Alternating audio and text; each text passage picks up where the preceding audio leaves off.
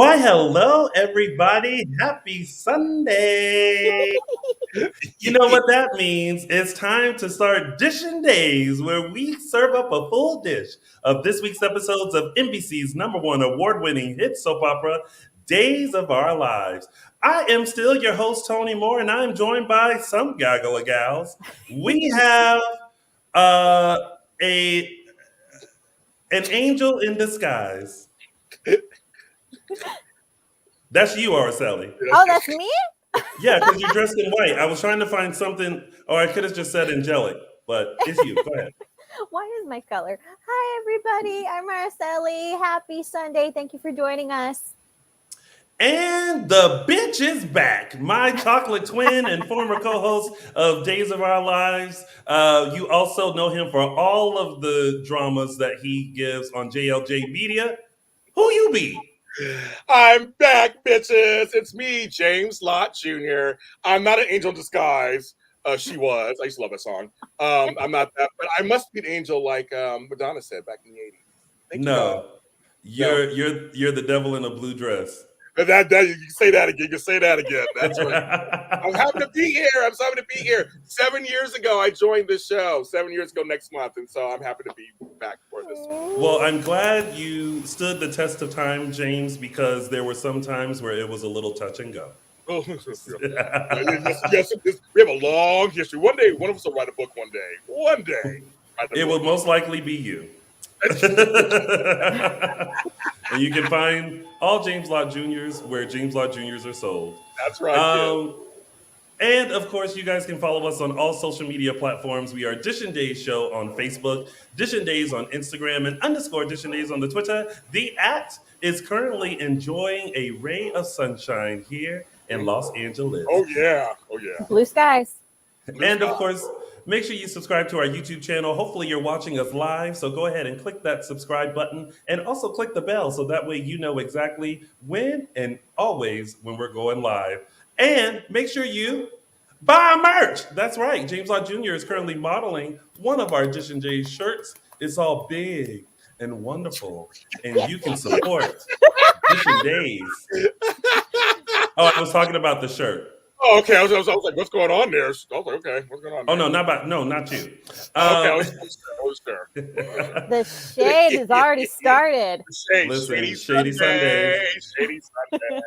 And of course, you can find us on your favorite podcast stations. We are on Apple Podcasts, Google Podcasts, Spotify, and iHeartRadio. All you have to do is type in Dishin Days and go ahead and follow, so that way you can take us on the treadmill, a long car trip, or anywhere else where you need to go when you're on the go.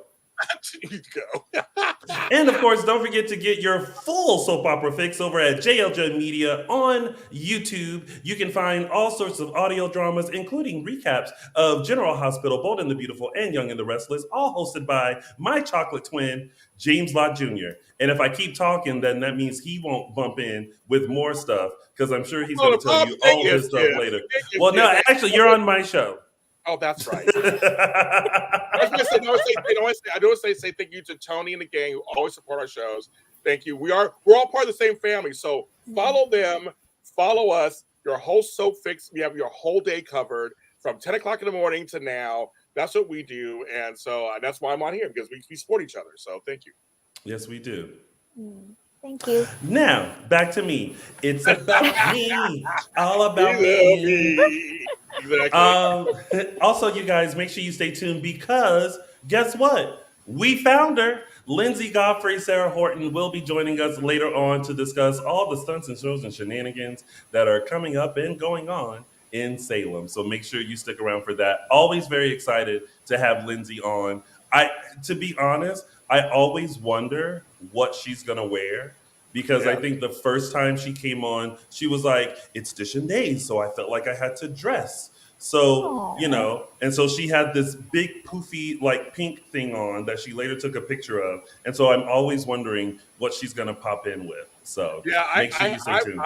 I've known Linsey since Bold and the Beautiful, so 6 years ago. She on my show, and same thing. She had a cute little outfit on that was blue. I called it Bold and Beautiful blue. And she had a cute little necklace, and she's conscious about how she's going to look on the shows. She is. All right, so what did you guys think of this week's episodes of Days of Our Lives? We got a lot of Linsey off the bat, and I loved every second of it. There's a reason she was the most gifable character last year. Mm-hmm. Yeah. James. This actually was an enjoyable week. There's a lot of people on this week. I feel like everybody had a chance. Now I have some problems with some of the storylines, folks. You're going to hear about when we talk about them. Mm-hmm. But literally, there are people. I mean, there's so many different storylines happening, and they're all kind of getting their play. And I have to give points to Carson Boatman. He's doing a good job as JoDevil. Mm-hmm. Yes, he is. I thought this week was very good. I thought it was. I find a lot of the storylines very interesting and wondering what direction Where they're going. it's heading in. Yeah. So very curious. All right. Well, let's get this show on the road. It is now time to start Dishin Days. Dishin Days. Dishin Days. I'm sorry, I'm so late. That's sorry. Lord have mercy. Let's try it again. Okay. It is now time to start Dishin Days. Dishin Dishin Days. Days. Lord have mercy. Just typical. Always behind the Set it and beat. forget it, bitches. Set it and forget it. Dun dun. Here we go. Set it and forget it. The one thing I don't have wine. You think of me and wine suddenly. You're like, I don't have wine. James, I don't want. Right.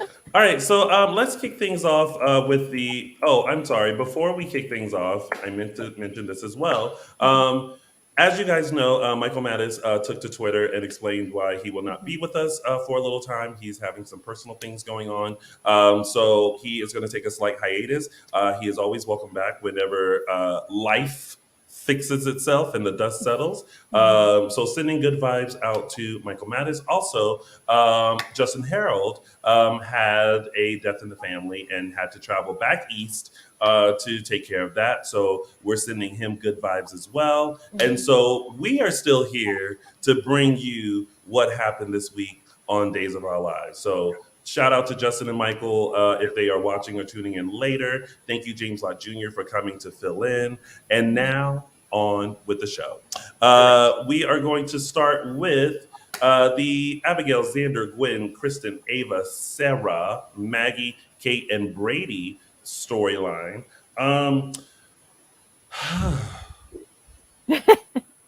lot of people in that one storyline.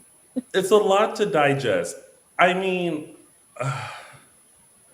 I'm still on the fact that people are so desperate to keep their relationships that they will do anything to keep them.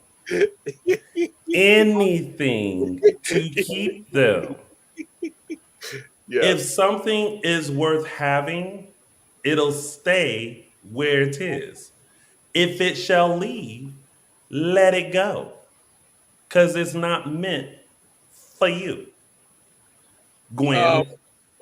There's that. But also, I want to praise. This week, there's some smart people. Abigail's like, something off. Because now, normally they take 20 years to figure this shit out. Because nowadays, this whole mask thing is overplayed. Okay, Dave. You get a mask, and you get a mask, and you get a mask. Okay, I'm like, whatever. And when she said, I know you're a Kristen, I'm like, okay, no, she's not 5 feet taller. Like, I don't know, what are you talking about? But at least Abigail was smart. Like, no, bitch. There's something going on here. You ain't Sarah. There's something going on. And even Xander's like, something's weird. And man, I like that people are going, this don't sound like her. Like, I'm glad they're saying that. Go ahead, Tony. Yeah. Well, I feel like this. Number one, I'm going to say I didn't mind the mask this go round. Okay. I actually rather enjoyed it. And I enjoyed watching Linsey Godfrey play herself as other people. I thought that was very interesting. I will say what I also did enjoy was Abigail kind of talking to people and putting the pieces of the puzzle together. That whole montage of her sitting in the Brady pub and she's replaying the conversation that she had with Kate and that she lugged around like this big luggage and then talking to the pilot and lugged around the big luggage and the mask and and all of a sudden she was like, like she got to go because and actually I had thought to myself, you know what? There's room for Abigail at the Salem PD. Oh yeah, hello. Mhm. Thank you, hello. All those bumbling idiots over there. Yeah. Yeah. Araceli, what'd you think? Well, I think this just proves the point that Kristen's plans are not, so diabolical that they can't be figured out. They're just predicated on the fact that people don't talk to each other. That, like, had this person talked to this person, had, like 6 months earlier, we probably could have figured this out faster. Well, but I think sometimes it's harder to catch on because, again, we, the audience, know everything. Yeah. So imagine, because what if this isn't James in front of us? I wouldn't know that. Maybe James. Oh my God! If you. If I did that, I was like, I'm Matthew Payne. Okay. I am Mark J. Freeman. I'm Lorraine Love. You could be anybody. Can't do it. Your face. But it was just it's good to see that people are picking up that Sarah isn't Sarah. Yes. But they can't quite put their finger on it. But then I like that Abigail put her finger on it. But again, I really wish that when people figure out stuff, they don't tell the person that they figured it out. Oh my God. Someone in the chat room, what if Tony and James are the same person? I go, I'm Tony Moore also. That's hilarious. Well, y'all already see that he's coming for my hair. So if I end up missing, start with James Lott Jr. It's funny because the scenes with Xander and Sarah should have been this joyous, brought together. It was like she just cut him down, and he was so heartbroken. And I love the fact that when Brady walks in, because they're not best buddies or not, no best cousins. Hell no. But he was like, he acknowledged that. He goes, just treat me like you normally treat me. But Brady's kind of like, something's wrong. Like, even Maggie's like, something's wrong. It's just, I love that everyone's just like, something's wrong. Mm-hmm. Yeah. I'll tell you what I did appreciate. Somebody finally explained how the voices work. Oh, yeah, the voice. The little button, like, doop. Yep. Well, I was like, yeah, go ahead. But I was like, Tamara Braun, what are you reaching for back there? Like, that button is tiny. Oh my God! But I had to laugh so hard when Abigail was like, "Okay, I know that. Okay, you must be Kristen. You Kristen." And all of a sudden, ring. Hi, it's your sister-in-law, Kristen. I couldn't stop laughing. Her face was like, "What the?" And she's like, "How do I know it's you?" I'm like, "Good girl, that's right." Yeah, there's some nice fake-out moments there. Yeah, she still held steady, and she was like, "It was a phone call. It wasn't FaceTime. Anyone can doctor up a phone call." But then it was something that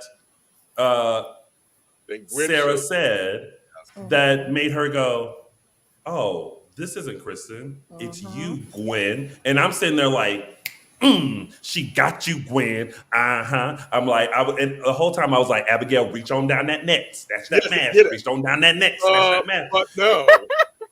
But no. Because then who comes around the corner? Abigail. And just like Abigail, I was like, me too. But then I was like, oh. Yeah. Okay, Miss Ava. Yeah, exactly. I said, y'all are really trying it. Yeah. And the look on fake Sarah's face was hilarious. Like, yeah, bitch. You think you thought it was good. I should stop. Oh my God, I just stop laughing. I just stop laughing. Yeah. Now, for the sake of self-preservation, I agree with you guys. Please don't tell the villain that you figured out their villainous plans. It never works out well for you. And also, don't do that. Don't snatch that mask, because we know how it works out for the people in Scream. It never works out well. Yeah, I love it. I was just like, but I also felt like I was like, when they were like, "Oh, are you having another breakdown?" I love that Abigail was like, "My mental health has been quite fine, thank you." And I was like, I think she said, or like in your mask. No, what she said was, I remember this. Like, I love this line too. She was like, "My mental health has never been better." And looked at her like, yeah, right. Mm-hmm. Try Like- something else. Like, I ain't crazy. Nope, next. I ain't Try crazy. something else. She was like, try Mhm. something else. But yeah, it was good. It was good. I mean, it's very interesting that they're all kind of going, something is up. It's just crazy. They're all trying to question her, and she's wiggling her way out of it Yeah. in plausible situations. She's saying it's plausible, but Mhm. yeah, it's like something off. Yeah, So I'm but let me pose this question, because I thought of it this afternoon. I was like, So the whole reason that Kristen kidnapped Sarah was that Sarah figured out that Kristen had been impersonating Kate. Yeah. Uh-huh. So that plan has already been, uncovered months and months and months back. So what is the point of Kristen keeping Sarah for all this time? She's helping Gwen. Because now it's Gwen. Now it's because she could have brought Sarah back. Yeah. But she found use in Gwen. She needed help escaping. So Remember? she's like, I still got Sarah. Listen, you just because a plan is folded, that don't mean you go, all right, bring her back from the island. You still gotta keep her. Because you never know what's gonna pop up. And what popped up? She needed to escape. Yes. She needed Gwen and Ava's help, and she could dangle Sarah in front of her. So that's why Sarah's still stuck on the island. Exactly. So don't never give up your leverage. Okay, yeah, answer my Yeah. question. I want to. There's a couple of things that I just seen did, and so Dolores L says, "Where was Gwen playing Sarah going with the suitcase? Why does she have to leave town? Couldn't she just take her mask off in her room?" No, because someone would have had to have seen Sarah leave. If she didn't leave or didn't ever leave the Salem Inn, then she's just still around. You cover her base. I also want to talk about this. Emmy Eileen says, "Stop ruining characters. I swear, Ron adds people with no long-term ideas." Here's the thing that I will say. I think sometimes everyone has to realize that there are a lot of things behind the scenes that we are not privy to. So sometimes there is a full-on idea, and sometimes there's a bump in the road. So they have to go skirt sometimes. So sometimes the original plan might have to forego because COVID, actors availability, contracts, XYZ, whatever. And so things just kind of, go out of whack. I do kind of feel like, and I can agree. Sometimes you get to a storyline and you go, but I feel like a lot of times fans right off the bat are so hard on Ron and the writing team when they're really trying to do the best that they can with what they have, with knowledge that we don't know about. Yeah. And trying to keep a 56-year-old soap alive and innovative for people. Here's the thing. So you're much nicer than I am on my shows. People know I yell at my people on my shows about this kind of stuff. Folks, get over it. And the whole thing is, there's a lot that goes on to produce a show every single day. We produce shows once a week, and it's hard. Pushing a show every day is crazy. They do several episodes per day that they're taping. Lots going on. They're not trying to ruin your show. They're really not trying to ruin it. They really want to do the best thing they can. I agree with you sometimes. There's certain storylines I don't care for. We're going to talk about them today. There's certain ones I'm going to say I don't care for. But they're not trying to ruin your soap opera. They're really not. They think sometimes this storyline is the way to go. And also, because of COVID right now, there are examples happening over there too. Some things have had to be cut. Some things have had to be dropped because an actress can't be available or they can't fly or something's happening. There's a lot going on. General Hospital shut down for a week because of what was going on. So did Grey's Anatomy. There's a lot of things going on behind the scenes that you're having to try to work around to give you a story every single day for 50 weeks out of the year. So I think we should always keep that in mind, I guess. I mean, just like I said, there's storylines you don't like, of course, but they're not trying to ruin your show. Trust me, they're trying to ruin your show. They're not. Yeah, and as much as the production and all the actors and the writers appreciate the fans, they have people that they answer to. Guys, they answer to executives. They even answer to their actors, because sometimes actors want out of contracts. Actors want the freedom to go and do other things. Life happens. So look what happened with Christian Alfonso. Yeah. Poor Hope. Hope was like, I ain't coming back, and they had to scramble to like figure that out. And you know, and as much as we hate, they had a storyline ready for her. Yeah, and they had to scrap all that. And what did we get? A letter. And what do we always get? She can't make a flight. A flight never comes into Salem with Hope in it. So it's like things happen. You know what I mean? So it's exactly, Shonda. Just be a fan with open arms. I was saying about Tony. I'm looking at us two right now. I look fine on my end. I'm looking at mine. I know for some people we're blurry, but I'm looking right now. So far, I'm fine. We're fine. I'm good on my end. I said the same thing. So yeah, but anyway, back to the storyline and what happened. And I loved when it was the mask was tested out with Ava at first. And you know what? You really have to give kudos to Linsey Godfrey, because I could tell immediately that she was Ava. Yeah. With how she was. I could tell immediately that she was Gwen. So you have to give kudos to Linsey for studying them enough to be them as her. But I liked when it was like, let's take it for a test run. And it was with Maggie first. And they weren't expecting Xander to come in. So it's that scramble of like trying to figure out how to like, deal with that now. And then having to deal with Abigail, it was a lot. So and this makes my point that I have said previously about Gwen, is that Gwen is a schemer, but Gwen, when she is put on the spot, she's not the best liar. She can pull it off in a pinch, but she doesn't have the capacity to come up with a long-term lie on the spot. Mm-hmm. Yeah, I mean, listen. You gotta be, the Sammy Brady's, the Kates of the world to be able to pull that off. I'm sorry. 5 moves ahead. When Kate pretended like she was blind. Oh, I can't. Oh my goodness. Oh yes. Huh? Who's there? Oh, it's you. Okay. Yeah, that was hilarious. I know it was you. But oh my goodness, so good. All right, so that's pretty much everything that happened with that storyline. I do like that. Before we move on, Brady was concerned about Xander. Yeah, and it.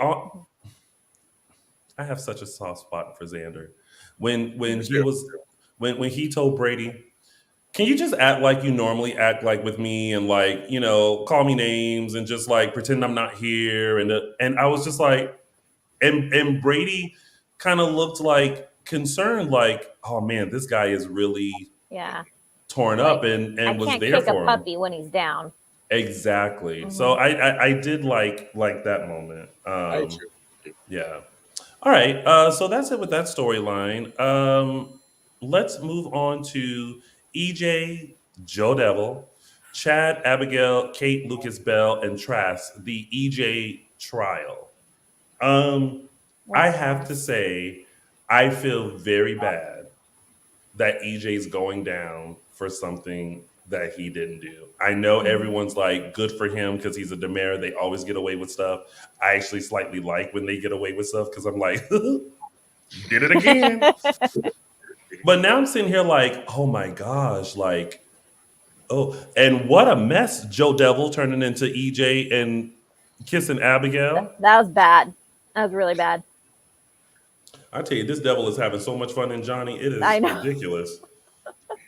I have some problems with this storyline.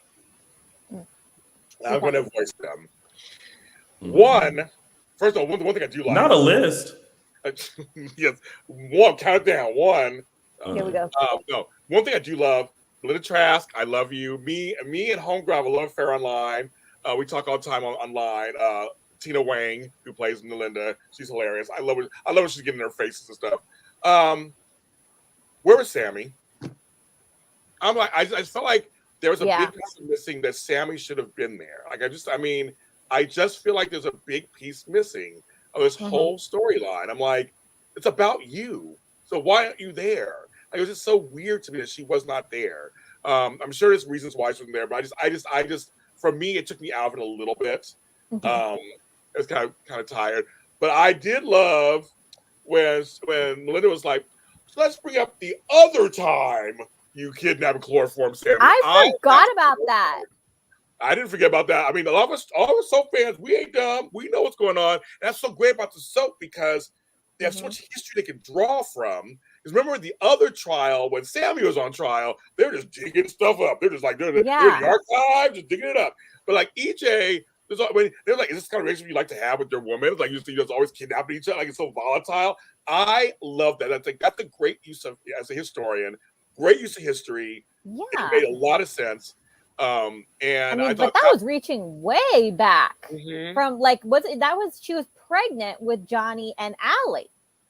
Yeah, and he shot her. Remember, he said, she shot me in the head and left me with that. Like, there was a whole, that was a whole long time ago. If we had to sit here and list every crime that EJ and Sammy had committed against each other, we never get out of that damn courtroom. Exactly. So I thought, here we go. That's what's so hilarious. I just thought, yeah, why wasn't Sammy? Sammy should have been there throughout the whole thing, but she was not there. It just is too much for me with that part. But other than that, the trial was okay. And with JoDevil going around and kissing Abigail, and now EJ has no idea what's going on. And I do feel bad for that into. And there's no communication. Remember, Araceli, you said if people talk, then like people will be in the know. And someone else mentioned in here, if instead of Chad just being like, you know what you did, and EJ's like, what are you talking about? Yeah. Like, you kissed Abigail. No, I didn't. And everyone could have put a timeline together, but everyone's just like, you know what you did. Oh my God. Tony, I thought of you, the facial expressions. Our girl, Martha Madison, love Martha. That whole trial, she's just like, I know. Her face had me laughing so hard. When someone come up, she's like, it's like her face was like, oh my goodness, poor thing. Let me tell you something. Belle wanted to go outside the courthouse, get a switch, and just like whoop EJ and give what my mama used to give me. When you get in this courtroom, don't do nothing, don't ask for nothing. You sit there and don't do nothing. No, she was too nice with him. And she wanted, like, with all his outbursts and stuff, she wanted to be like, you say one more thing. I know. Or give the mama pinch. Yes. Yes. Yep. Shut up. Don't you say nothing else to this judge. Oh my God, her face had me busting up the whole trial. I'm like, that part, that was worth the price of admission. That part was like, she was just like, oh, I was like, I know that was going to happen. And when that happening? And that one part of the trial, they were like, so will you confirm? No. She had to sit down. I'm done. And just like sat down. I'm like, it just, he's just like, I'm sorry. I'm just like, you're sorry. Like, it's like she just, like, she couldn't, she tried. But I also get from EJ's standpoint, it's like, I have to do something to save myself. I'm gonna testify because I have to. But I'm looking. But then there was like my other brain was like, I'm like Belle, like just sit down, shut up. You're just gonna dig yourself into a grave, which is what he did. Nope, you have the one sensible person who is on your side, unlike everybody else, and you don't listen to her. Nope, it was stupid. Mm-hmm. I like the whole trial has me on pins and needles because I'm just like, oh God, like he really didn't do it, you know? I mean, well, here's the thing. If you are a person who doesn't love EJ, will never love EJ, will never forgive EJ, you should still not want him to go to jail right now because he's the one person who could probably figure out that Johnny is not acting like Johnny. Clearly nobody else is bothering to care. Whereas EJ might. Marlena might figure it out with time, but she's still recovering for her little joust with the devil. So we might not get that right away. EJ would be in a perfect position to figure it out. Sammy also, again, I agree with my co-host here. Where's Sammy? Because she would, as another one, to be like, my son is not acting like my son. What's going on here? Yeah. But then you have to think of this. If that is going to be Sammy's role, right? Mm. We have to establish JoDevil a little bit more and have everybody kind of going, huh? And then that extra layer, if Sammy ever comes back, is wait a minute, and then that's the next tier of the storyline. See how everything comes together if you just give it time. Yeah. You gotta build, people. You gotta build. But You're, for kaboom. you're stretching. Hopefully they'll do that. But that's the point. I still wanted Sammy there, and she could have said something. But I see what Tony's trying to say is that if they do this correctly, then she'll come and go, wait a minute, what happened? And then we're hoping that happens. Yeah. That's what we're hoping. My fear. Yes, go ahead. My fear is that when everybody forgave Marlena, when knowing that she did all these things as JoDevil. My fear is that, say Johnny comes out of this, I feel like some irreparable damage is going to be done to his relationships. Like he's going to need so much therapy coming out of this, because he's going to be like, my question is like, nobody thought that something was wrong. How frail are my relationships that nobody thought something was wrong? I think people are kind of like, when it comes to Johnny, even when he came in last week and had a contract drawn up for EJ's shares of Demera, Belle was like, I'm gonna take a look at this, and EJ was like, no, this is my son, I trust him. You know, but I think also it, again, pulling from when Johnny first arrived, EJ doesn't care about Johnny's 180 because now his interest is Demera. So that's all EJ has wanted. Therefore, he's like, you want Demera? You want to do this? You want to break up with Chanel? Like, he don't care. Yeah.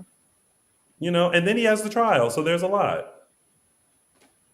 Yeah. You know what would have been interesting? This is just a side note.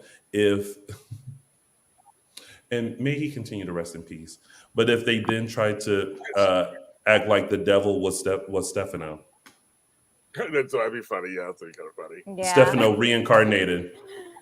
I always, it's interesting that you bring that up. I always wondered, Stefano had a heavy presence when this storyline was first going on, and I always wonder if he was still here, if he was still among us, how would he feel about all of this directly affecting his family? Mm-hmm. Yeah. Mm-hmm. I mean, he might, Stefano might be in hell just. Dun, dun, dun, dun, dun, I know. Conducting. But shout out to Lindsay Arnold and her scene with Carson, because Allie had some words for Johnny, but also Johnny was kind of like, because Allie was like, basically, long story short, you're a douche. And you acting like one. And then Johnny's like, oh, but did someone else have feelings for Chanel too? So the back and forth between the twin, but I love that Allie, it just reminds me of the TikTok soundbite of Cookie from Empire. I gotta choose me first. I felt like Allie was like that and was like, you know what? Something ain't right with you. I choose me. As of now and henceforth, you no longer have a twin. Okay. Out. I'm gonna be less forgiving of Allie when this is all said and done, because JoDevil called it like he saw it, hypocrite. Well, there's some criticalness going on there. There is completely. Well, they're young. They're all young, hormonal. There's feelings. That's why I kind of like this. There's all these feelings running around. With all of them, they both got the tasty, sexy chocolate. They sure did. They got the gosh, you had to go there. A lot. They both did. So I'm like, yeah, they're both hooked. Everybody hooked. They are. That's it. Now we're just waiting for the verdict, the sentencing. Yeah, which is not going to be good. Yeah, she was sentencing. So And he can't even go sit at his own house. He's about to go to the Salem PD to be transported to Statesville. exactly. Because let me tell you, Melinda Trask, whatever the legal jargon was of it, when the judge came in and ruled the verdict, I recommended it, and I said, "Whoa, can the verdict have some breath first before?" Tony, I was busting up first when she was like gloating as she went to walk out, and then 2 minutes later she walked back in. I'm like, why is she walking back in? Oh, the judge is already ready. They're like, what? How? What? But she literally had a little exit and then walked out, and then walked right back in, put her jacket back down. He's about to rule from the bench. From the bench? From the bench? Well, that's what I was like. That's right, girl, from the bench. Mm-hmm. He said, "You guilty. You guilty." As charged. Guilty. And he was sitting there. Him was sweating bullets, honey. He was like, "What's gonna happen to me now?" Mm-hmm. And all orchestrated by JoDevil, who decided that the Pappet need to go to jail. Apparently, because I hope, mark my words, January 23rd, 2022 at 3:38 p.m. Pacific Standard Time. I hope that when they discover that Johnny is possessed, and they go back and, through all the stuff that he's doing, that they go back to this and realize that it wasn't EJ, it was him, and that he was in the courtroom with Belle. And no one realized that. And that's because Chad never said nothing. I know.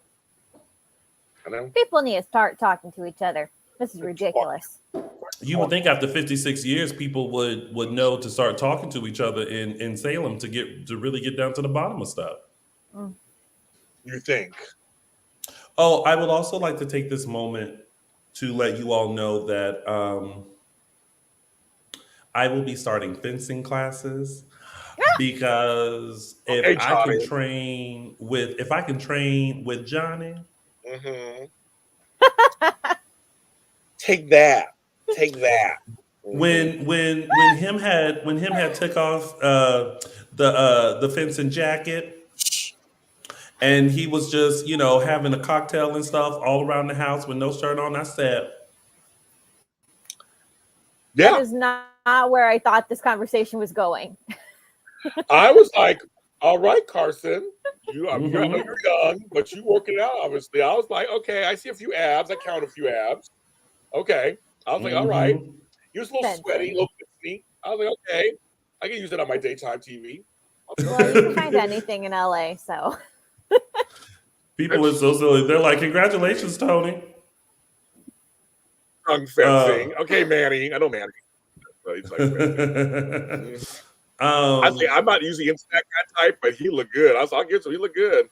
And he knew that scene was coming up too, because him was all tanned and glistening and stuff. I said, "What glistening, girl? Glistening." I was like, "Okay." I said, "Okay." And not a hair inside.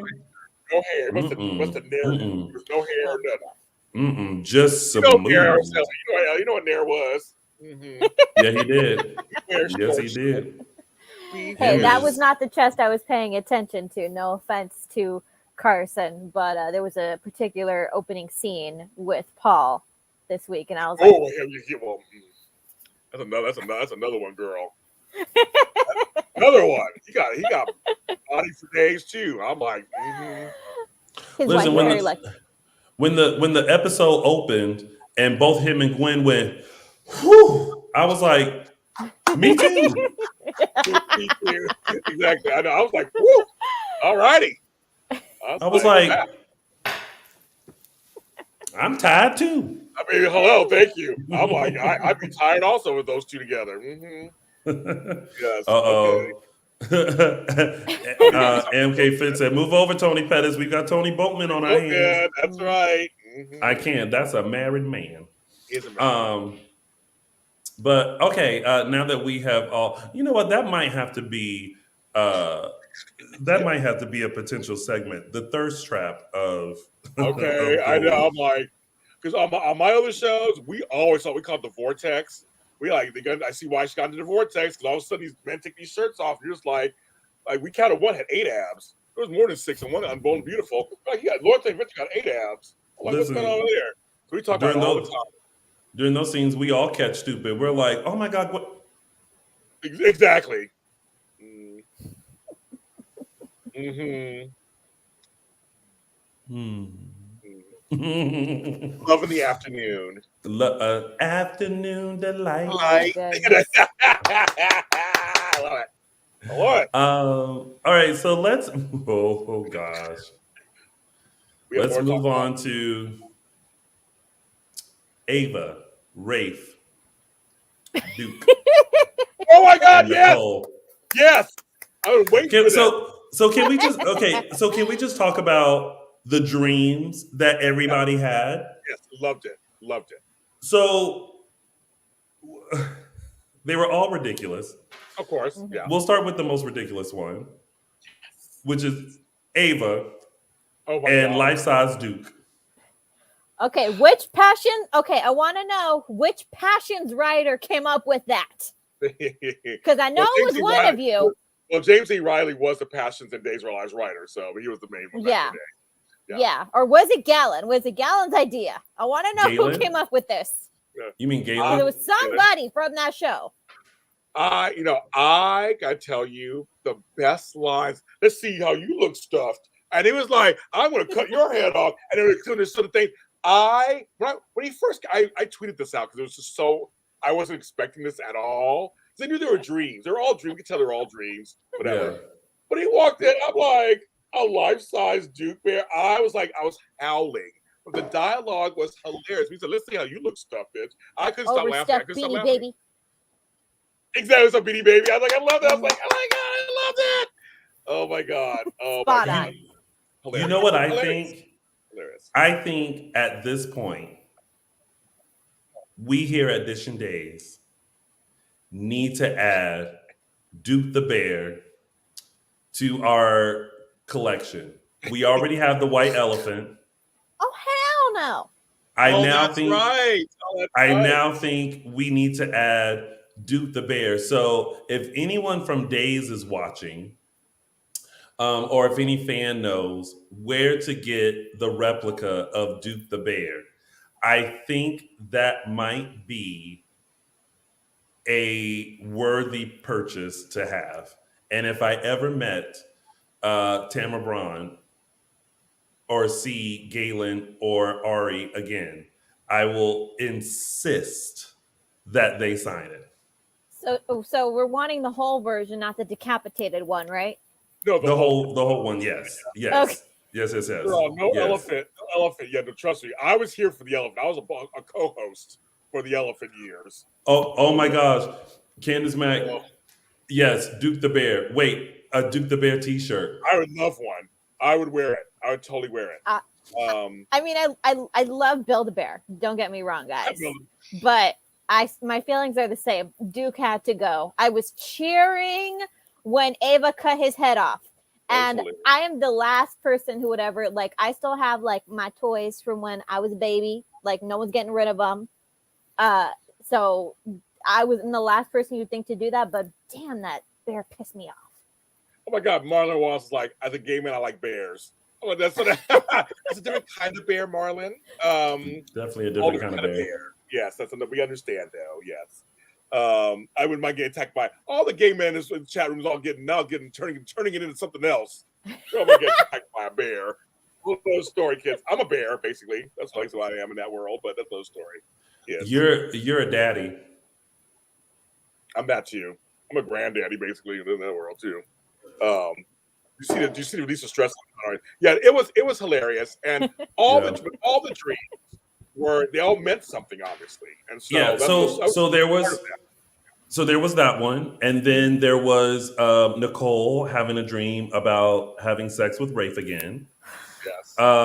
There was Kristen showing up to see Brady.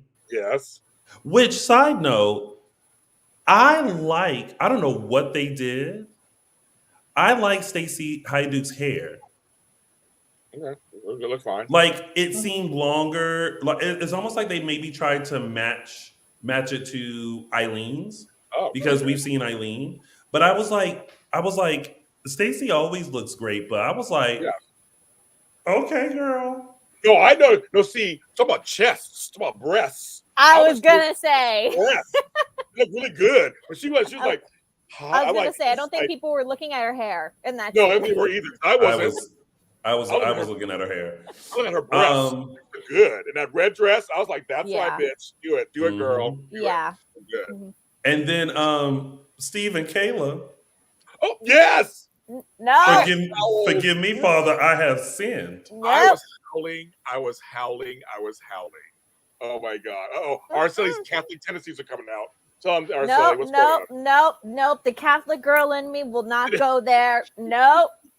Sorry. Hey, no girl, I grew go. up Catholic too, but I'm a lapsed Catholic now. But I grew up Catholic. I remember Thornburgs and all that stuff back in the 80s. I mean, of course, it's all for fun.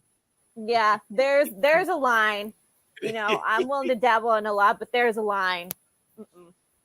Not happening. Well, it felt so icky. It felt so icky. They married. Yeah, but then playing priest and nope, not going there. Nope.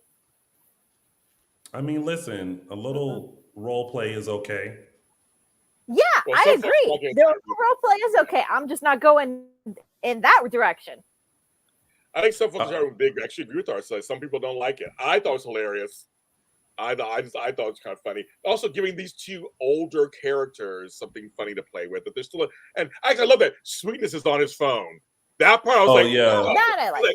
She goes, okay, Sweetness. I was laughing so hard. I was like, okay, Sweetness. Like, so Sweetness is on his phone. Yes. Mm-hmm. Like, Stacey's whole look was the bomb. Stacey's whole look was the bomb. It was. Although this is the gay in me. Yes. I wish when she put her feet on the desk that they were red bottoms. I don't know why. I just wish they were like the Louis Vuitton, the Christian Louis Vuittons, just red. But like, I just felt like that would have all just like, because like, and even seeing like the tattoos and stuff, I was like, get it, Kristen. Here's the thing, kids. They're saying in the chat room. I talk about age all the time. You guys talk about age in the chat room. They're all around my age. I'll be 53 in a few months. The age 53 times 2. No, I was born in 1969. Stop it. Anyway, you were born so long ago. You had a dinosaur as a pet. Yeah, that was Jack Farmer already said that in another show. But anyway, the point is, I'm gonna say it on this show. It was a triceratops. Anyway, the point is, we look good these days. People in their 50s are looking good. The world is so different now. And I'm not talking about fillers and Botox. Some people actually naturally look good when they take care of themselves. You eat and drink. You don't drink. You eat clean. You can actually last a long time. So that's what somebody just mentioned in the chat room that Eric Martzoff is 51. Yeah, he is. He's like, you're 51. Age ain't nothing but a number. And getting down ain't nothing but a thing. I have to remember that my mother watches the show because what would she say? She just texted me. I think she caught our whole segment of like the chesticles and all that kind of stuff. To which she said, "You better stop now." And then she also said, "James, calm down." Mildred, so you got in trouble too. Mildred, you know I love you, girl. You know I do. I'm a grandfather of 4. I can talk about somebody's chest. Listen, she don't care. My mama will say, no matter how old you are, you still ain't never too old to get a whooping. Yeah. Mildred, don't make me get a switch of my own, like my girl used to always do. If I get a switch, James, I can beat you with it. Don't make me do that, please. She gonna do that. She sure will. Okay, down there, we'll go to Zaxby's. We'll talk about it. Ooh, Zaxby's, and she loves Zaxby's too. Okay, so now that we've covered the dreams, let's go into Ava, Rafe, and Nicole. Okay, we're having another smart moment because Rafe has put together that all this stuff that's happening with him being framed by the 2 inmates, Duke's head being cut off, all kind of ties to Ava, possibly, because that is the only thing that makes sense. And I was like, thank the Lord that people are connecting the dots. Exactly. Yeah. This week was a bunch of that. I was shocked. Yeah, I was like, Mhm. and Rafe is known for not putting things together. So Yeah. I was like, okay, good. I was like, good. I mean, Yeah. I mean, kudos to Ray for the one time he figures something out. But to paraphrase my girl Kiki Palmer, I don't feel sorry for this man. Oh, I do sorry to that not. man.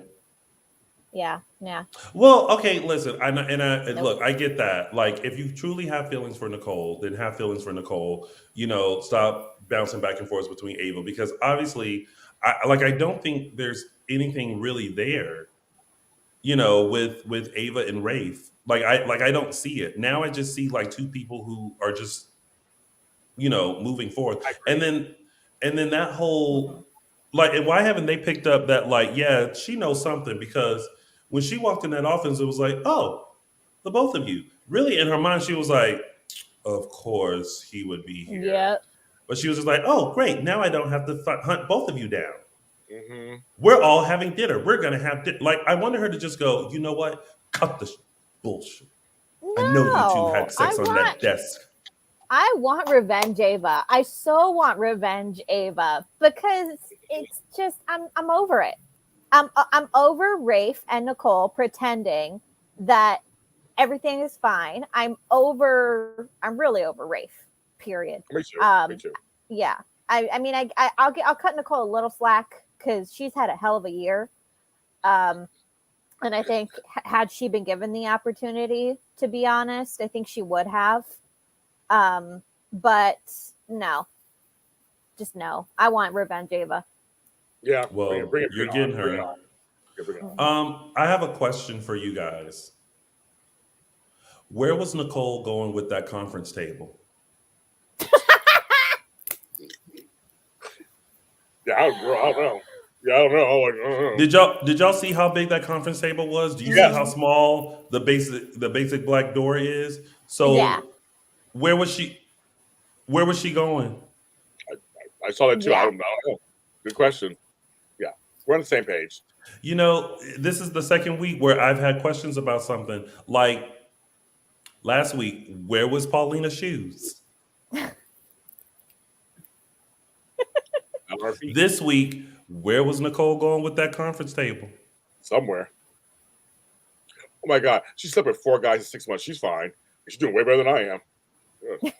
Like girl, way better than I am in this pandemic. So yeah, she's doing just fine. You're absolutely right about that. Who said that? Shonda. You're just right about that.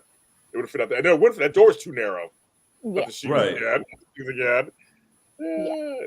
But I mean, I guess my biggest annoyance was this is the constant need to emphasize Rafe as the good guy. He's not the good guy here, and he and Nicole are not some great love story.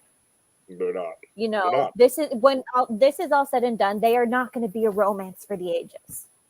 They're just not. Sorry. Well, look, I'm gonna be honest. I'm just ready for everything to hit the fan. Yeah. So that we can really see where Ava's going with this. But now she got her hands all in this whole Sarah thing, so she may have to put that on pause. Exactly. She's a little busy right now. A little bit. The phone right now. A little busy. All right. And that's it with that storyline, right? Just more figuring out and stuff and shows.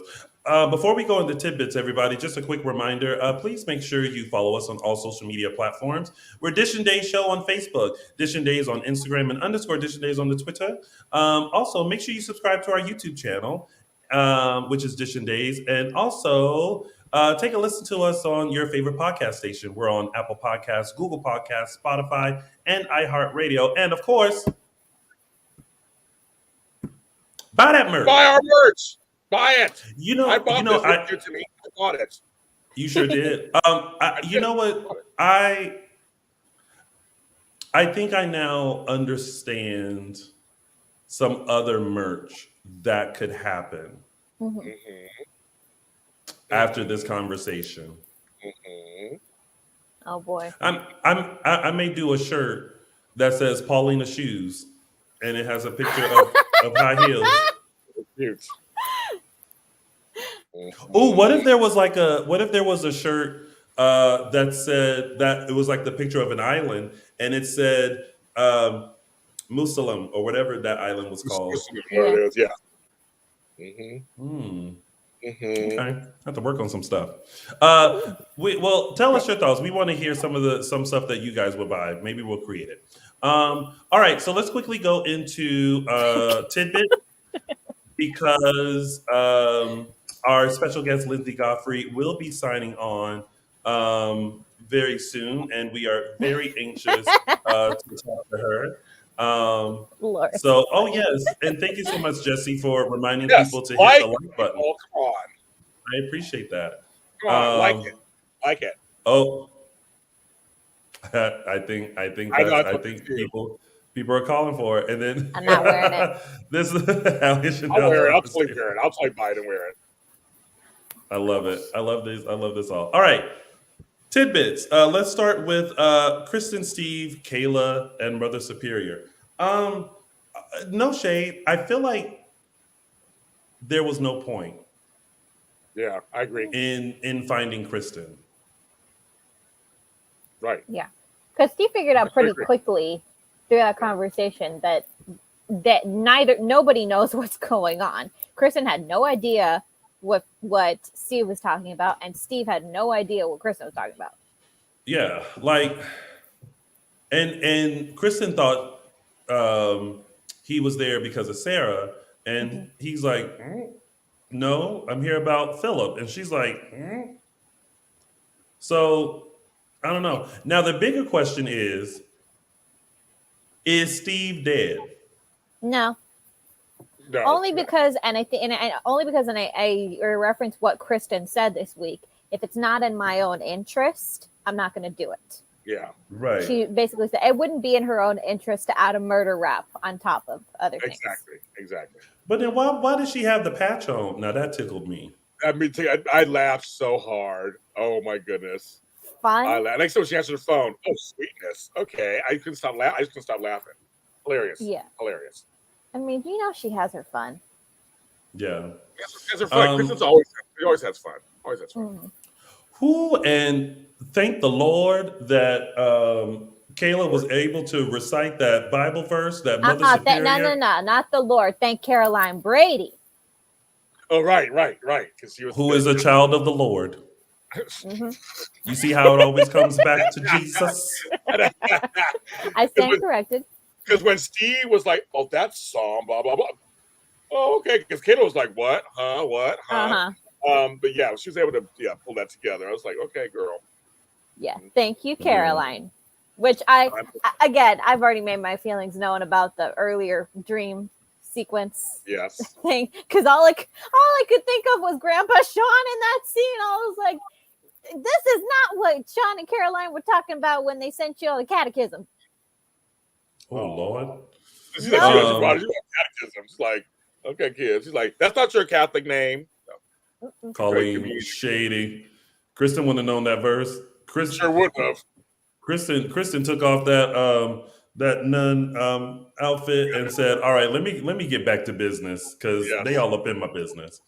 But this is a great question though. Where is Steve? We don't know. Maybe he's still laying on the floor. Could be. That's on purpose, of course, for us to wonder. Yeah, it's on purpose.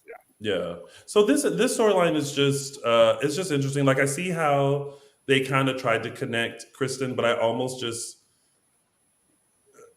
I don't know. I would have been fine if Kayla and Steve weren't in the mix of it. Like if Ava or maybe Kristen just did a phone call to Ava just so she could be a part of all that or whatever. But I just don't get.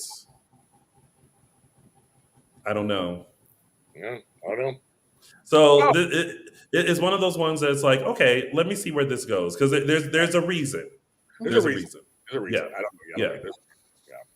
All right. JoDevil, Gabi, and Jake. Okay. JoDevil for putting the moons on Gabi. Now listen, I think Gabi was kind of like me.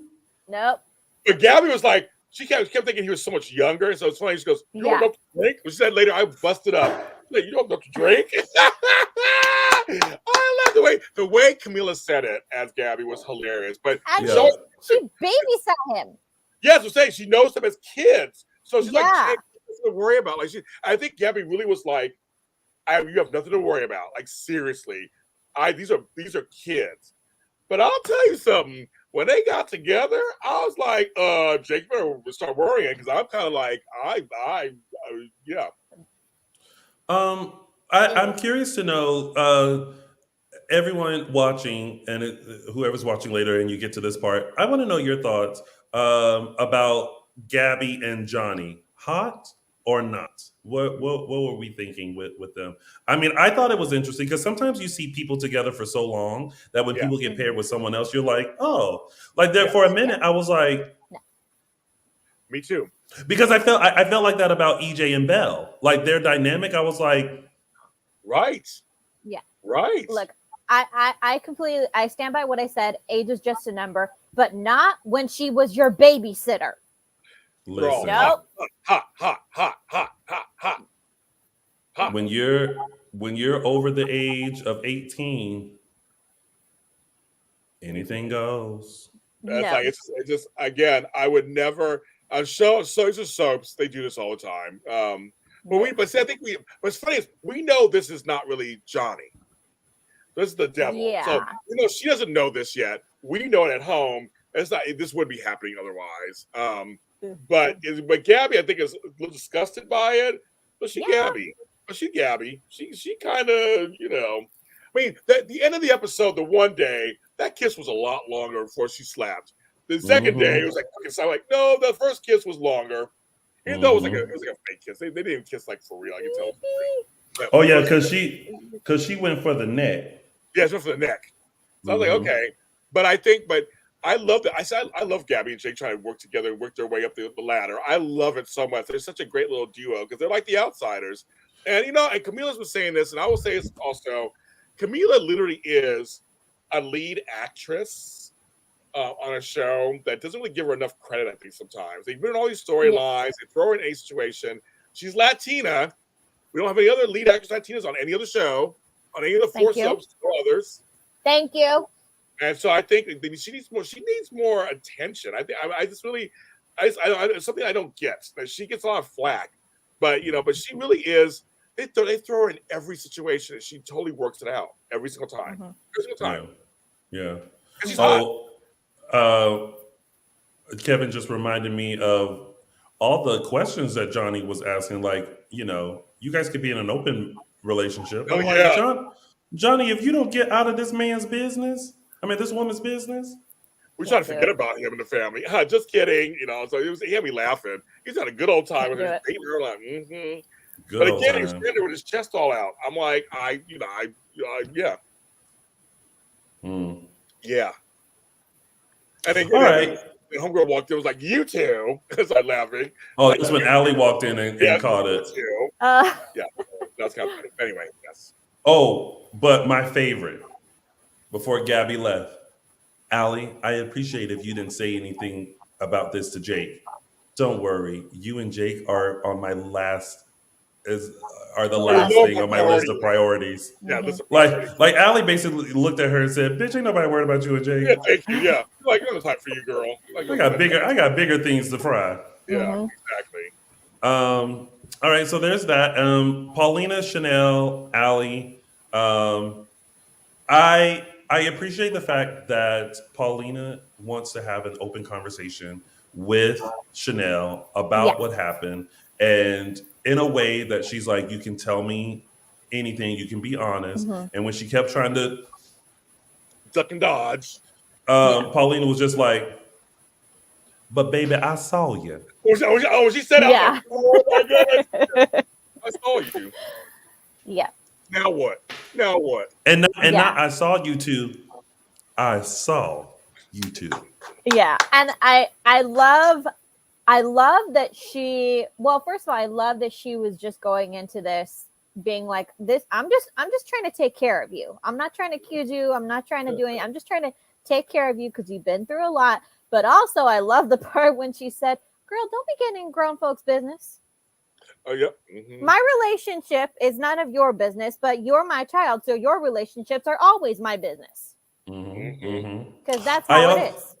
I also like that Chanel does not want to go after Johnny's money. She's like, no. Even though Paulina was like, we're going to get him for everything he She has. certainly have cause. No, She have a it's case. like let that go. Your inflection of Pauline is perfect. Yes, That's how she does it. I know she does. I'm saying it's perfect. Chanel, baby girl, I don't care what anyone says. You have got to be the woman you are supposed to be. And if it were up to me, Johnny DeMira would pay. That was good. Thank you. That was good. That was good. That was good. That was good. Thank you. That was good. That was good. I like that. Mm-hmm. Y'all know I love imitating people. Mm-hmm. But I'm glad that they had that mother-daughter moment. Yeah, me too. So that was good. All right, and then last but not least, okay, Nancy, Craig, and Chloe. The only thing that we need to decide is this: show of hands. Who thinks Craig is cheating on Nancy?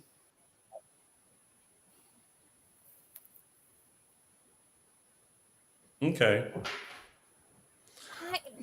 I don't think it's cheating, but some, like my grandmother would say, some ain't right in the buttermilk. Yeah, that because she mentioned at the top of the week, she mentioned that he went on a trip and had a very large bill.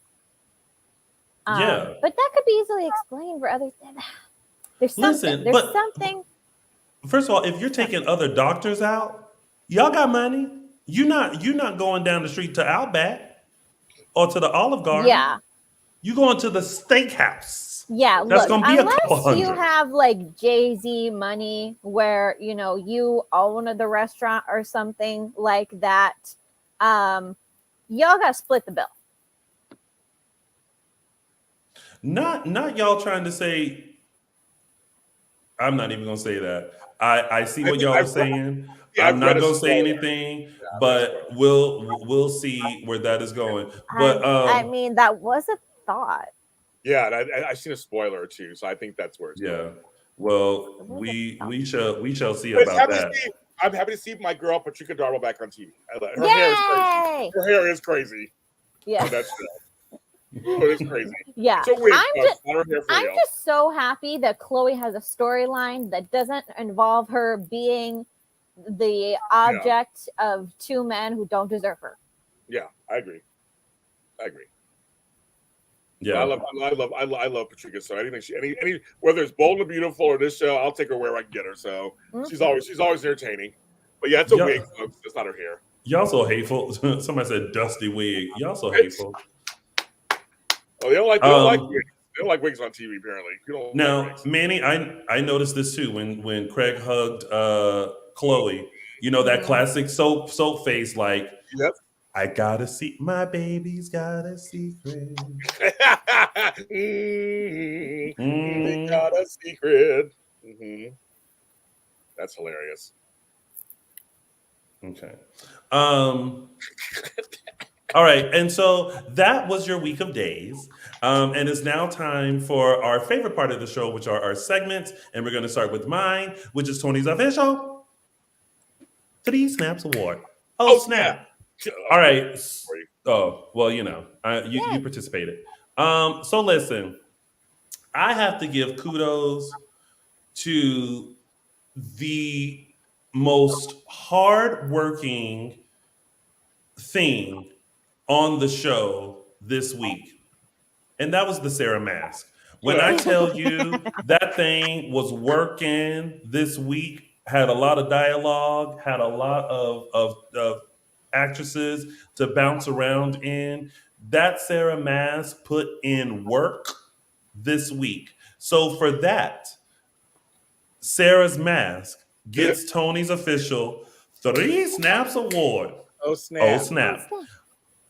And now it's time for It's a Gift. It's a gift. This week's It's a Gift goes to Ava versus the Bear. Because this was kind of a scene you had to see to believe. And that's really the only reason I chose it. Because I love it. I want to spin off. I want to do comic book. I'm ready. I know that soap actors know that they're asked to do like anything and everything, the most ridiculous things. But I'm gonna go ahead and say that Tamara probably had a good chuckle when she read that she had to do this. Yeah, I'm sure she did. Well, I'm sure. It's a lot of always fun. Yeah, it's always nice to have some lighthearted things in there. I think so. Yeah. Why not? Yeah. So we do not have a caption that because Michael Mattis is not with us today. We do not have a "Those Were the Days" because Justin isn't here, and I did not remind James in time to do his segment that he used to do on the show, which was Look Who's Related. That's right. Yeah. So that's my bad. My bad. But asked me to come on. We didn't even think about it. But next time. Yeah. But now we're gonna get into some news and gossip. Alrighty. My tea's ready. Tell me you want me to do it? Huh? I'm up. Yeah. All right, I'm up. Go ahead. All right. Okay, guys. So this one, I loved this first news. We have Mike Manning, who is a big fan of the show, guest starred on This Is Us this week. I don't know if you caught it.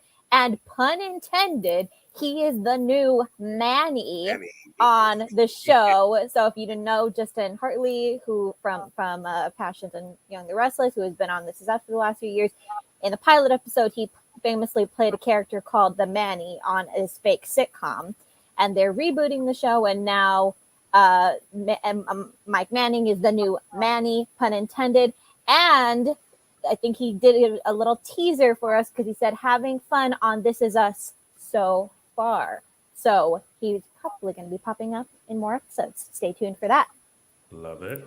And we want to, I love it. I love it so much. Yeah. And now we want to wish another favorite of ours on the show, Sal Stowers, goddess herself, had a wonderful birthday this week. She turned 36, and she celebrated with an adorable picture on social media of her as a kid. Here's to another year around the sun. Love her, goddess. Young. Mm-hmm.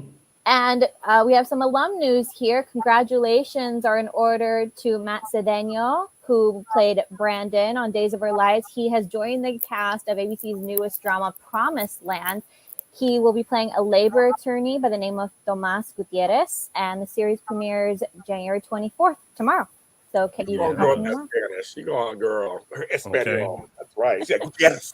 I say my accents. I love it. That's why I was like, you go, girl. I say my accents. Right. If there's an accent in there, you gotta say it. It's cheap if you don't. Hey, I'm half Latino. I know. Half Puerto Rican. I know.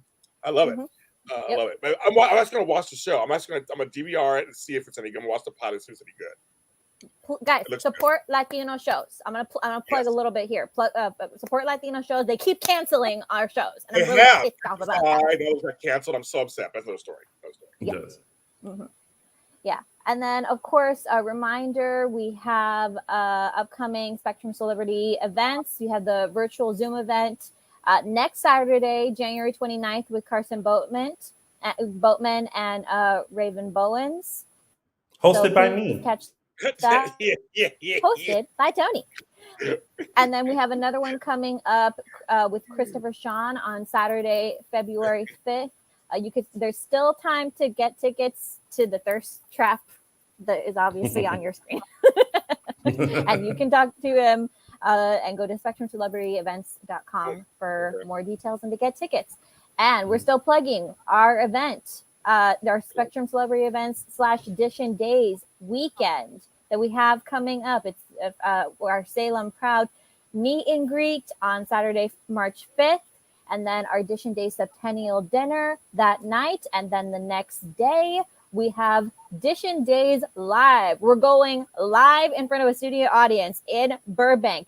Get your tickets now. We're making a whole weekend out of it. If you Yes, we haven't are. gotten out of the house and you really are trying to get out of the house, this is your opportunity. Make a weekend of it. Leave the kids with a babysitter. Make a weekend of it.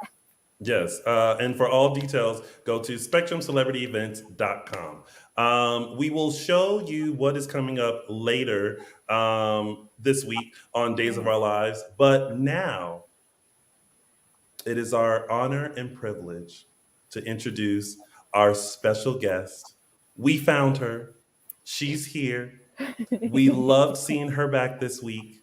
She is the talented, the beautiful, the most giftable person here on Dishin Days, Miss Linsey Godfrey. Yay! What an introduction. Thank you. We found her. She's not on an island anymore. I It's Linsey. Hello, Miss Linsey. Hi. So wonderful to see you guys. It's so good to see you. We now most of our original hosts are dealing with life. So Right. today we have Araceli and James Lott Jr., whom you know as Oh, well. we know we go way back from Golden Yeah, we Beautiful. go way back. We go way back. We go way Yes. back. So, yes. And I famously voted you most giftable character. Thank you, Araceli. You're welcome.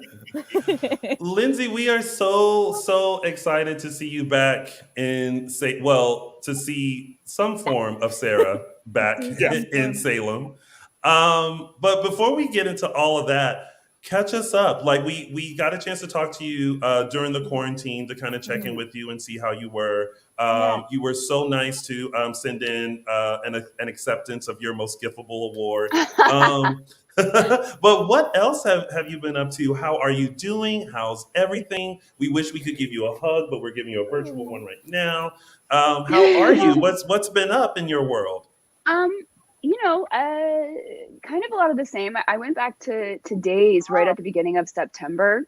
Mm-hmm. And so other than that, it was just I've been working and I've been with my kiddo and writing. I wrote a pilot and now I'm in the process of writing another one and I'm in the process of writing a book. And so I wrote a short. So that's really kind of what takes up like the most of my time is writing.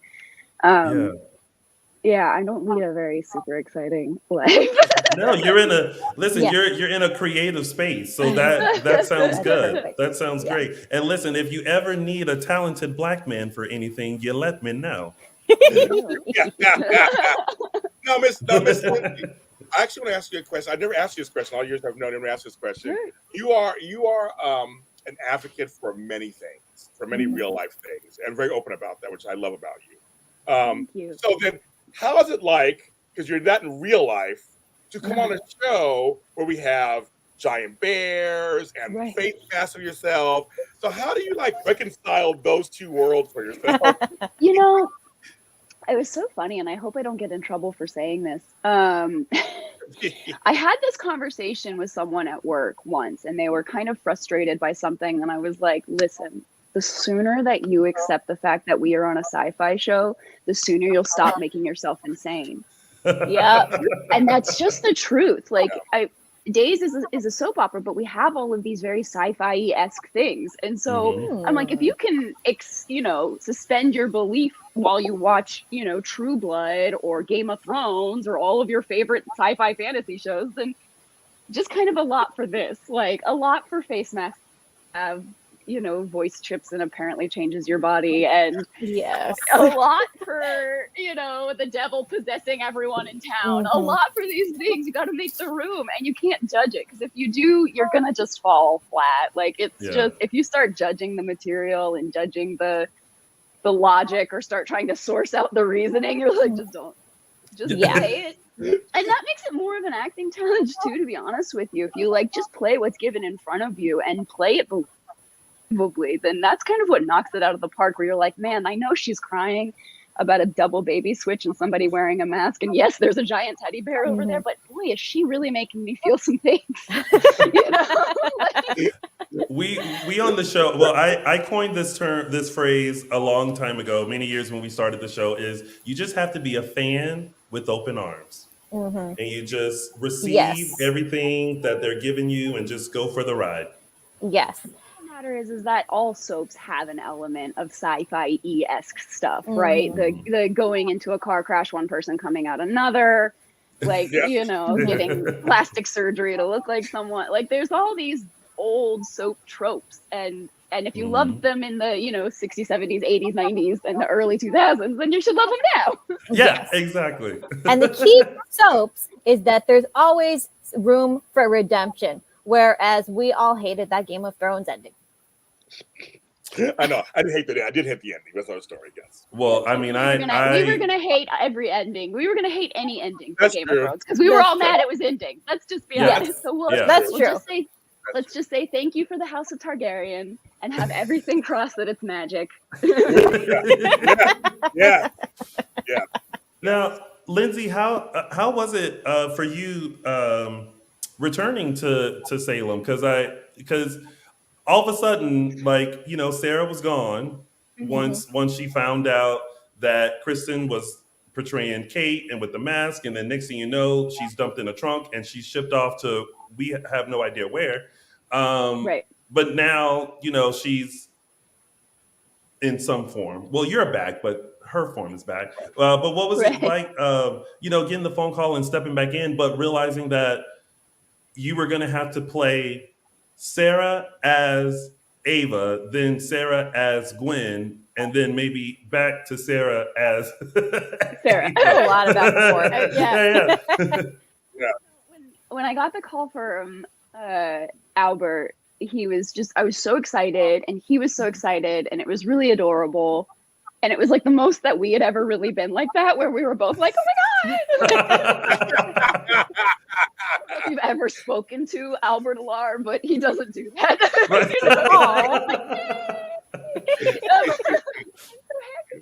And so he kind of more so didn't touch on that. He more touched on like the storyline that's upcoming. Okay. So then I got an email from our producer Janet, and it was like, I just want to make it clear. When it says Gwen as Sarah, it's you pretending to be Gwen as Sarah. Got it. Sure. Like I didn't have enough time like to sit with everybody. So like Albert kind of gave me the rundown on Tamra, and I kind of got I got to watch her a little bit, and I know Tamra enough. And then Emily, I didn't have we had never worked together. We really hadn't gotten a chance because of like COVID times to ever really get to chat or hang. So I called Paul, and he was like, Emily is really still, and she's really kind of more trepidatious. And I was like, okay, great. And then I sat, that day that I was at work and kind of watched as much as I could of Emily. And I was like, God, I hope I can be as beautifully still as she is. She's such a different actor than me. And I was just like, I wanted to pull it off so bad. But yeah, I had a full, they had to email and write it out, just so that I know how confusing it is.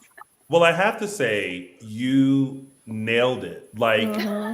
Each time, so when Sarah appeared the second time, not the time in the dream, but the second time, I knew right away that was Ava, and it was something so small that you did that was just like how Tamra would play Ava. That I was got it. And then with you as Gwen, she, the whole time, and you could tell Gwen was very I'm going to be Sarah. I don't know how to be. And you had that kind of same energy as her as well as Sarah. And I was like, look at Linsey, just hopping right in there and just working it out with this mask and everything. So if you had any doubt, you completely nailed it. Yeah. I wanted to make it different too. I wanted Ava as Sarah to be Ava totally is confident, and I wanted her to be if somebody called Sarah, for her to be yup. But with Gwen, every time that somebody said her name, I kind of had her being yes. Yep. Yeah. If you say it is. Yeah, that's me. Yeah. That's kind of what I wanted to do. And I wanted to be completely different than that was the hardest, was paying attention to not be me. Because when I talk, kind of like a drunk pirate. Yeah. And so, Was it hard not to jump full force back into Sarah, especially in those scenes with Suzanne and Paul? Because like those are your people. You love them. Yeah. Right. Yeah. Right. yeah, that's the hardest. That was the hardest one was, but I went into that knowing already that I hadn't played Sarah at all. Like Yeah. I was back, I think for like a month before any kind of hints at Sarah. Yeah. So I didn't even know how long I was going to be. Like, I was like, I may never be Sarah. Like, Right. who Right. knows? Yeah, right. Who knows? Which is also fine. Right. Yeah. I was saying, I'm so sorry. I went into it. Yeah, Yeah. I went into it knowing that. And I went into it with those choices already made. Good. Of being Gwen and being really uncomfortable and spending the whole time going, am I pulling this off? And that made it easy. But it's so hard because my report, like, Yeah. you All do you want to wanna do is just hug come them. back in. Yeah. Yeah. And I did. When Yeah. I got there, we just did. It's one of these. Okay, now we're gonna go back to doing the thing Yeah. that we're supposed to do.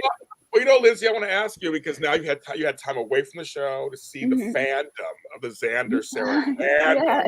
How much is that really surprised? Like, it's a huge fandom.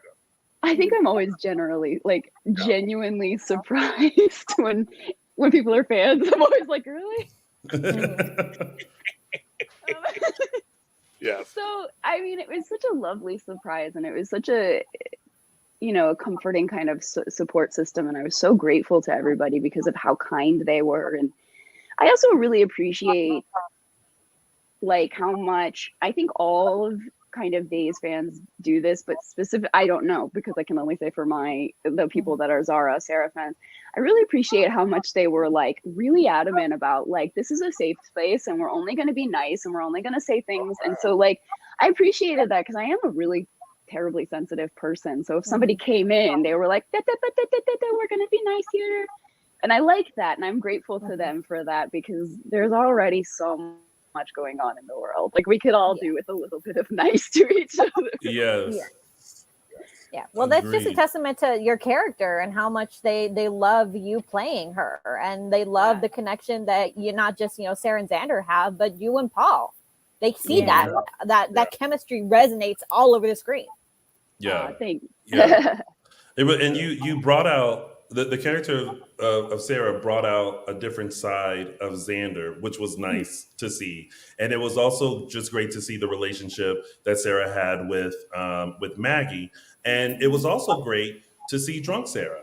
She's still my favorite, drunk Sarah who just didn't care, who would call up the girl and be like, yo, is this true? Like, what's going on? What's the deal? So like the character of Sarah just as a whole was just such a warm refresher to, have someone in Salem who was just this like very strong, independent, funny, yet like blunt, type of character. Like, look, you can't pull the wool over Sarah's eyes. It's like, listen, I see you and I'm going to tell you about you. Yeah, there's a lot of overlap with Sarah and Lindsay. Yeah. Well, Lindsay, I was going to ask you. So, how do you look at? Is Sarah like your alter ego, a twin, a sister, a friend? Like, who is she to you? A part of you. Yeah. Speaking of that, there's definitely elements of Sarah that are a part of me, and I think definitely the way I talk because, outside of you playing somebody completely opposite of you, in soaps, I do feel like your character is probably very close to, at some point, it just has to amalgamate. Like, you just have to amalgamate and become, because you're playing a character for 20, 15 years. You're going to tell me that character has nothing to do with you? Yeah, yeah. You're not on your A game for 42 weeks out of the year, every year for 15 years. This is true. Right. So I always, on Bold, it took a while for me to find my footing and try to figure out where I fit in. And I think them too, with the character trying to figure it out. And Sarah, I was really fortunate. Like, they really had flushed out what they wanted to do with that character. Yeah. And I always come in and kind of see how far they'll let me push with like comedy and with like deliveries and stuff like that. Because I don't want to, I don't want to undermine the feel of their show. and each soap has its own specific like cadence, which I also really love. I think that's really specific and wonderful. So it was just kind of feeling her out. But I think once I did Drunk Sarah, they were like, oh, This is fun. let's just let her be silly. Yeah. Now, So- Lindsay, I'm going to ask a fun question here. If you, Lindsay, if you had the opportunity to get a hold of one of those masks and be someone else for a day, would you take it? And who would you be? Ooh. To get your hands on one of those, like, I can be anyone masks. Yeah. Anyone in the world or anyone on the soap? Anyone you want. Oh my God. I have no idea. I mean, I'm going for Beyonce. I'm going to be Beyonce for a Oh, day you're gonna for be- sure. Why not? Yeah. I did be Beyonce for a day. Yeah, That'd be yeah. fantastic. I'm God, I wouldn't know. That's a big one. I did. Well, what I can't even think of anybody. What Yeah. about on the show? Like, is On the is show. there anyone on the show that you would be like, if there was a mask for them, I'd be them for a day. Be them for a day to just kind of go mess around. Yeah. Mhm. Oh, yeah. I wouldn't mind being Kristen for a day. I liked playing her, even Ooh. playing her as Lindsay or as Sarah. So I think getting Yeah. to be Sarah as Kristen and seek revenge as Kristen would be fun. Yeah. That's fun. I mean, you kind of had a Like, test go run of it back already. and equally blow up Kristen's life. Like that Yeah. would be fun. Yeah. Oh, yeah. Yes. That'd be now- warranted. So would Caroline on Bold, Caroline Spencer Forrester, and Sarah Horton be friends? Oh. Friends, yeah. I think it depends on which version of Caroline. Like the True. like That's young, what- you know, like the younger kind of like super wacky Caroline, or the Caroline once she got with Ridge. That's I think true. Caroline once she got with Ridge and Sarah would be like thick as thieves because I agree. they are similar enough, but I think they're similar enough. But like Yeah. Sarah's a little more like she might cut you. I don't know. I think Caroline, Yeah, Caroline was tough Caroline was- too. Caroline was tough Yes. too. She was. they will both tell you about yourself. That's Yeah. for sure. Yeah. They're not gonna. Yeah. And I think that's what actually I take that back. That's what I loved about them, and I loved Caroline was the person that wrote the character that reminded everybody of the conflict. Like, Yes. remember when you guys were fighting? Cool. That's true. And I love That's that. very And I true. love that about Sarah. I love that Sarah like doesn't care about hierarchy, and she's just kind of like, well, you were wrong, so. Yeah. Exactly. So Lindsay, it was fun because for the longest time we had no idea what Kristen did with Sarah, and now we know that she's off somewhere on an island. Right. If you could, theorize or guess, what do you think Sarah has been doing on this island for this whole time that she's been there? I'd like to think that like she's just amazing at knitting now. Stellar at it. That's hilarious. Probably, I feel like Sarah would probably just. I mean, it would depend on what is available to her to do, I suppose. That's true. And Yeah, that there's, yeah. probably a lot of reading involved. Maybe some Yeah. basket weaving. Perhaps she's gotten really good at basket weaving. That's hilarious. Or net. Yeah. Maybe that's what Sarah's gonna come back with, just like a full bag of tricks of things that she can build. She's got a whole Gilligan's Island set up back there. Hey, Like, there you go. yeah, There you the- go. I suddenly picture like if we ever get to see the island, that she has made her own little like colony. Oh, yeah. There are Oh, yeah. buildings, there are Oh, yeah. neighborhoods, Oh, yeah. Mhm. and she is just like living in the lap of luxury. And she's like, She's you know what? I'm she's gone cool. She's gone full Castaway. It's not just Yeah. one Wilson. It's just a village of Wilsons made out of coconut. Hilarious. And there's well, now I'm mad. This isn't happening. Come on, spit off. Come on. Well, now we know it's Peacock. not happening, guys. Come on, Peacock. Let's spit off. You know what? I That have could a story to pitch. that could be beyond Salem. Sarah's Island, and Sarah's we just Island. Yeah. this episode's I have a story for you. That was just gonna be my question. Is like, what would be like the next Peacock offshoot? Right, there we go. Right Of there. Days?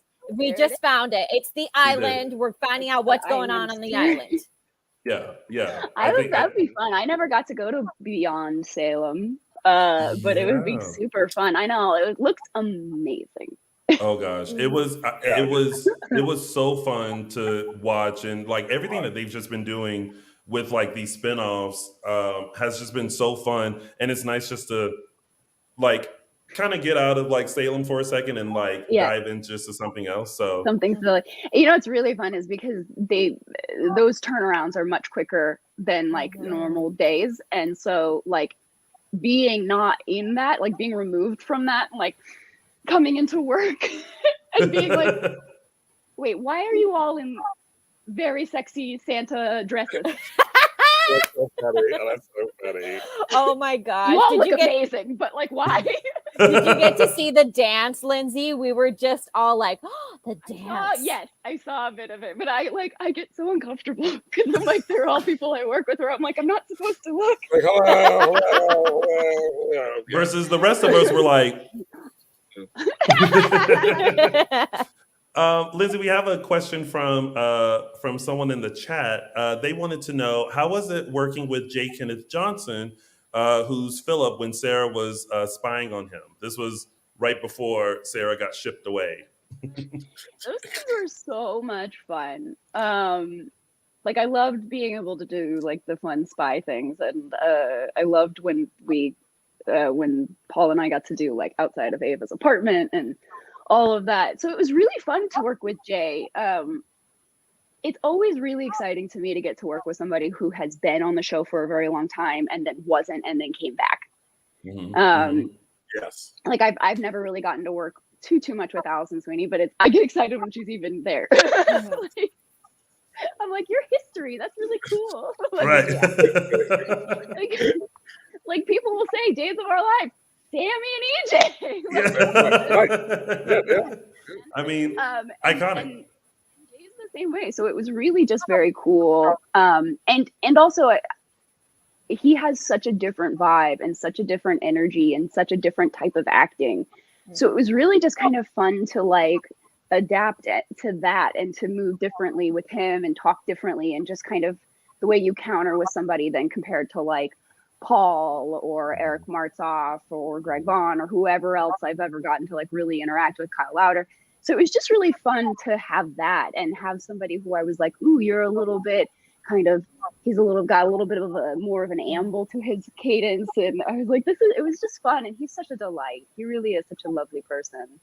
Yeah.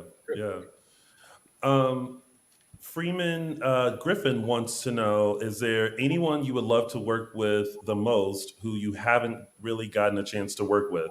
I think a lot of fans always like to know if there's anyone that like you want to work with that you're like, that you haven't had a chance to. Mm-hmm. Well, there's so many new characters now. Yeah. And there's it's always that for me. Like, you know, when Raven came on, I was like, I want to work with Raven. You know? Yeah. They're all so much fun. I want to work with other Lindsay Moore. Like, I love other Lindsay. And you know, like Dan, I would love to work with Dan. Like, there's just all these new people that I'm like, I just that got brought on, who I also just think are great. Carson's great. Like, there's just so many people that it's so much fun to watch, and you're like, I want to play. Yeah. Like, I want to come too. Exactly. No, they're all like knocking it out of the park. Like, so many of the storylines are so good, and it's just like I'm just amazed because, like, you know, in soaps you just kind of get thrown in, and of course as fans we're like, well, show us what you got. But they're all like doing amazing so far. Yeah. But I am advocating right now. Easy. Yeah, I'm advocating right now for you and Allie to team up, Allie Sweeney, team up, go and burn that island to the ground. Because you both now have been held captive. You a little bit longer than she, but We got to purge. We got to purge here. Yeah. Those scenes were really fun with Stacy. When after drugs me and I'm hallucinating. Yeah. And I think that she's Paul. Oh, yes. Those were so much fun. Like, they were so sad, and it was so easy. You know, I texted Paul and Stacy, and my last days of filming were with those two, between the two of them. And I was just like, I just want you to know that, like, I'm so sad that I'm going, but I'm so happy that I get to be with you two, because it's just so easy to act with them. But yeah, like getting into, I was like, when they brought that trunk out, I was like, you guys, I'm not very big. You could have put me in like a regular suitcase. I was gonna say, That's so funny. it is possible, guys. Yeah, It is possible. Yeah. So big, and like me, it's so much bigger than me. So like steering it when like I had to go talk to Kyle was just like, Oh my goodness, that's hilarious. Oh wait, who's this? Okay, this person. Sorry. TMM wanted to know what has your favorite storyline been so far? I've been back or ever. I wonder. I'm gonna go with ever. Ever. Gosh, I can't think. I like any of the storylines where they've let Sarah and the Xander characters just be silly, because because the silly is so fun, and because Paul's version of Xander with everyone else is so big and tough and bad, and he's not to be pushed around or anything except by like little Sarah, who talks to him up like this and is walking him around and tells him what Always. to do. Love it. You Love know, it. and so when they're silly, it is just so much fun, because Paul and I's dynamic. Not that Paul's a very big, scary person in real life. He can be, I suppose. But I'm just kind of a little bit of a bossier kind of, I tell, and he just kind of thinks that's fun. And so, like, it's a fun dynamic. So that's, for me, I guess, would be like the spying stuff was one of my favorite ones to do. Yeah, I really like that. The big heavy kind of baby stuff was just like for me. So even though it was great material, it was just like, There's a lot. So this is a fun question, and I'm sure many other people would like to know your thoughts on this as well. Wait, where did it go? I saw it. But someone in the chat, oh, here it is. Forever Lonely Girl wants to know, what do you think about Gwen and Xander? It's a good question. Yeah. I really enjoy Gwen and Xander's dynamic in like juxtaposition to Sarah and Xander's dynamic. And I was actually talking to Albert about this, but I was saying what I love about Sarah and Gwen. First of all, Xander clearly has kind of a type. Yes. But what I love about Sarah and Gwen is that, like, Gwen is this baddie, right? She does lots of bad stuff. But like her kind of demeanor is kind of very gentle, and Sarah's a good girl, but nothing gentle about her. So there are these opposites in that way, and Gwen loves Xander for exactly who Xander is going to be, good, bad, and the ugly. Sarah loves Xander for everything that he was and everything he could be. And so it's these two very different ways of loving the same man. And I love that about it. So it is kind of one of those things that, like, does Xander want to just be who he is and be with Gwen and have that woman love him and know that he's going to have the room to falter? Or does he want to be the best version of himself with Sarah and know that she holds him to a certain expectation to be the best of himself because she gives him the best of herself? So it is this, like, kind of, what do you want? And both make sense. Yeah. So I thought it was such a good choice as far as if they are going to ever play that triangle. It really is a, one or the other in two very different ways. I love Sarah, or I love Gwen and Xander together as well.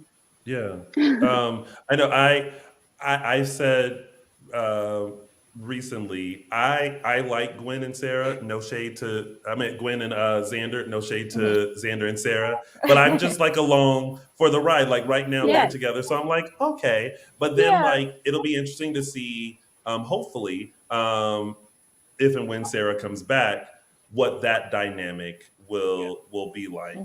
Because so much time has passed. But what we're going to do really quick is we're going to show what's coming up on next week's episodes of Days. And then I feel like we may have another question or two for you. Maybe you can give us some insight on what's to come.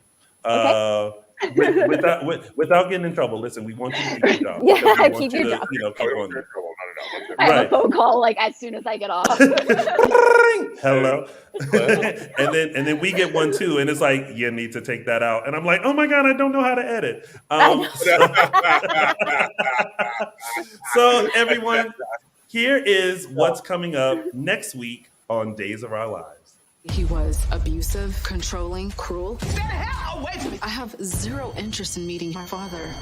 Somebody's running around Salem in a mask. Who has a motive to pose as Sarah? Gwen? Ouch. My niece Bella sent me that promo, and she was like, in bit where she's like where she gets hit in the head is so good, and I was like, I agree. Such a good. Yeah, your niece is in the chat room today. She's in the chat room too. She's in the chat room. Yeah, she's in the chat room. Yes. She's like Lynn. I know, hilarious. The math. Just like So hold on to it. With that, Linsey, is there anything that you can tell us as far as what is to come with your storyline?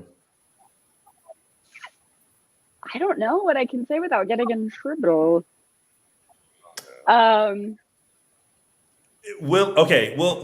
Will it be interesting what's coming up? Yeah. Okay. Will there be twists and turns and Oh my God, unexpectedness? Let me tell you something. That it's unexpected, and it's a turn that you never saw coming. Got it. Oh. And will we be seeing more of you, Linsey Godfrey, in the future? Yes. Okay, I think we're all still safe, people. We're still safe. Still safe. We get to keep our jobs here. Linsey will return to set. There's no phone call from PR. We are all good. We're okay. Good. We usually do. Well, a lot of the fans are asking because we always, whenever we have people on, we always have them give one word to describe what's coming up. And I think everyone is now like, one word. Have her give us one word. They are So taking that, yeah. If you could give us one word on what's coming up, what word would that be? Unexpected. Unexpected. I like that. That's a good one. That's a good one. Unexpected. There's some twists coming that, like,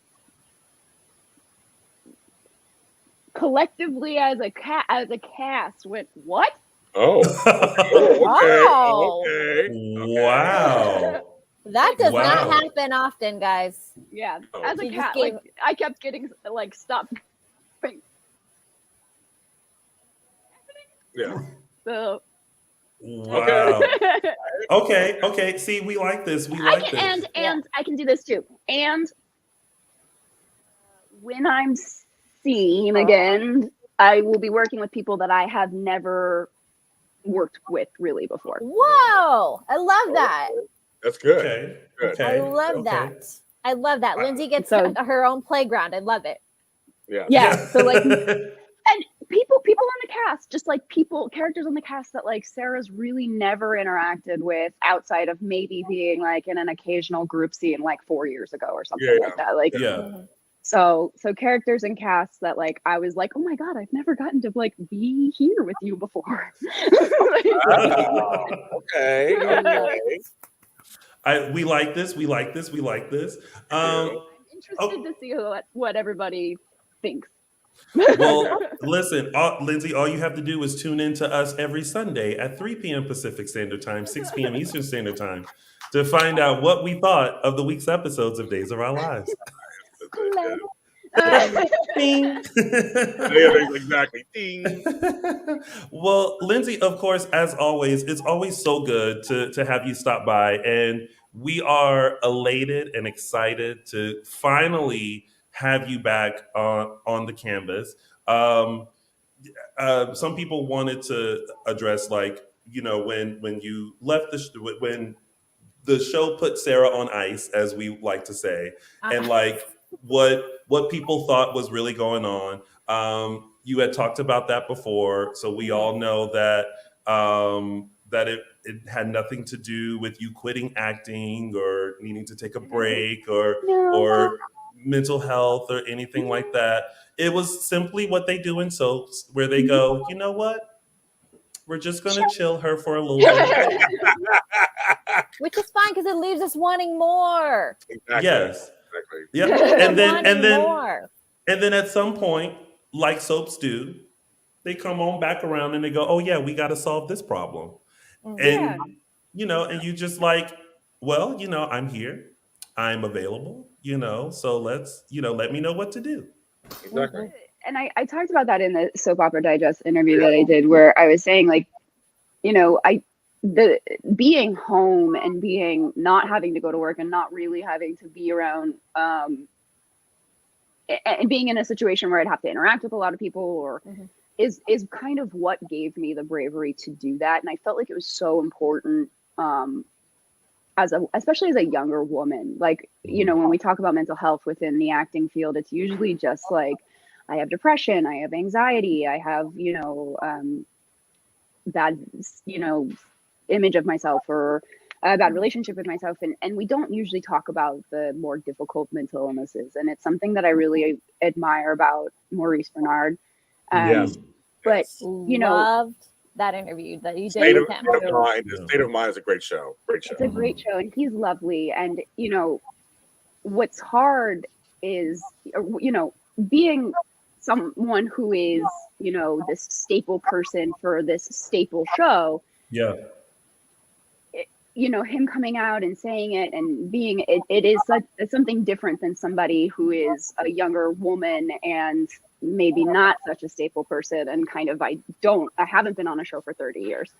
And so it just felt different. Like, there's this example for you of this man who's had this very illustrious career for a very long time, and he deals with this. And here's another example of a younger girl who deals with these other things. And I also can still go out and have a job and be a mom and be, someone who's active. And so I think had I had to go to work the next day, I wouldn't have done it. Yeah. I wouldn't have shared because I hadn't ever shared it anyway. So it was a weird blessing in disguise where it got me kind of, I've always wanted to talk about it, but I was always just so afraid of the kind of blowback and like what would happen if I did. And I was scared of like the nasty things people could say, and you get scared you'll never work again because people are like, oh wow, blah blah blah, and you're like, well, no, I can just be a totally lovely, normally functioning human who just has these things. It just makes me think a little different. But and I think the last time you were on, I hope I said this, I commended you so much for just being open and the IG lives that you had to openly discuss and take questions. I really think it's important to know that if someone else is dealing with the same thing, that they're not alone, because sometimes we sit here and we as people, as humans, we go through so much, and sometimes we don't know who to turn to, or if it's just me that's feeling this, or you feel like you're alone in how you're feeling, and there's no one that you can talk to or relate to. And then when you have someone like you who really puts herself out there and say, hey, this is what I'm dealing with, this is what I'm going through, this is how I'm able to deal with it, and still able to have a career, to be a phenomenal mother, to be a great friend, it's so relatable and so needed, now. And I just thank you so much for thank you for doing saying that and taking that risk. And I say risk because in this industry, it's like, oh, don't do that Yeah. because Yeah. people will think this, and don't be this way because they'll think that. And sometimes it's like, no, I have to be human. I have to And show people that I'm human. It felt more important to me than that. Yeah. It was one of those things where I was like, well, if I don't get to work again because I said this, then that sucks. But I still thought it was important because there is such a keeping appearances things with every aspect and every job and everything like that. And that's why it just felt so important, where I'm like, it's it's geniuses that had mental illnesses, and it's people in charge and leadership and all from the very, very top to the very, very bottom. It doesn't discriminate. And that's what feels like is so important, because I think sometimes people will see you on a show and they think, oh, it's so glamorous and life is so easy and all of those things. And you're like, well, no, but also like, I'm just a regular human person with a weird job. And I but I am somebody who struggles, and I have been there, and I've been to the dark. And, so it just felt like in those moments, if I could sit down and talk to somebody who, especially during this quarantine, was really affecting people's mental health. So it felt important during those lives, but also how the people interacted with each other.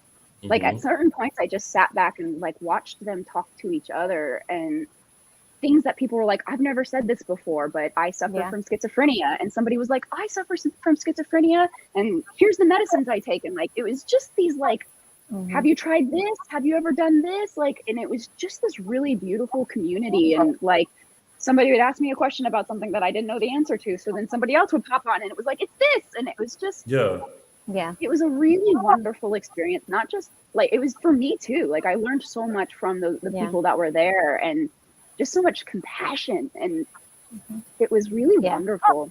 Lindsey, I want to thank, James, I want to step in. I want to thank you for that State of Mind interview that you did, because I feel like you open a door every time you speak. You open a door for someone to come in and say, this is who I am. We are not a people of diagnoses and disabilities. We're a people of abilities, just different abilities and skills. And we're all human.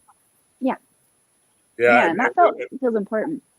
I just want to tell you, I've known you a long time, Lindsey, and I'll tell you, you have been through a lot, and you share it all the time. Since I first met you, you were sharing it 6-7 years ago. You were sharing it, so I just want to tell you, we're part of the village.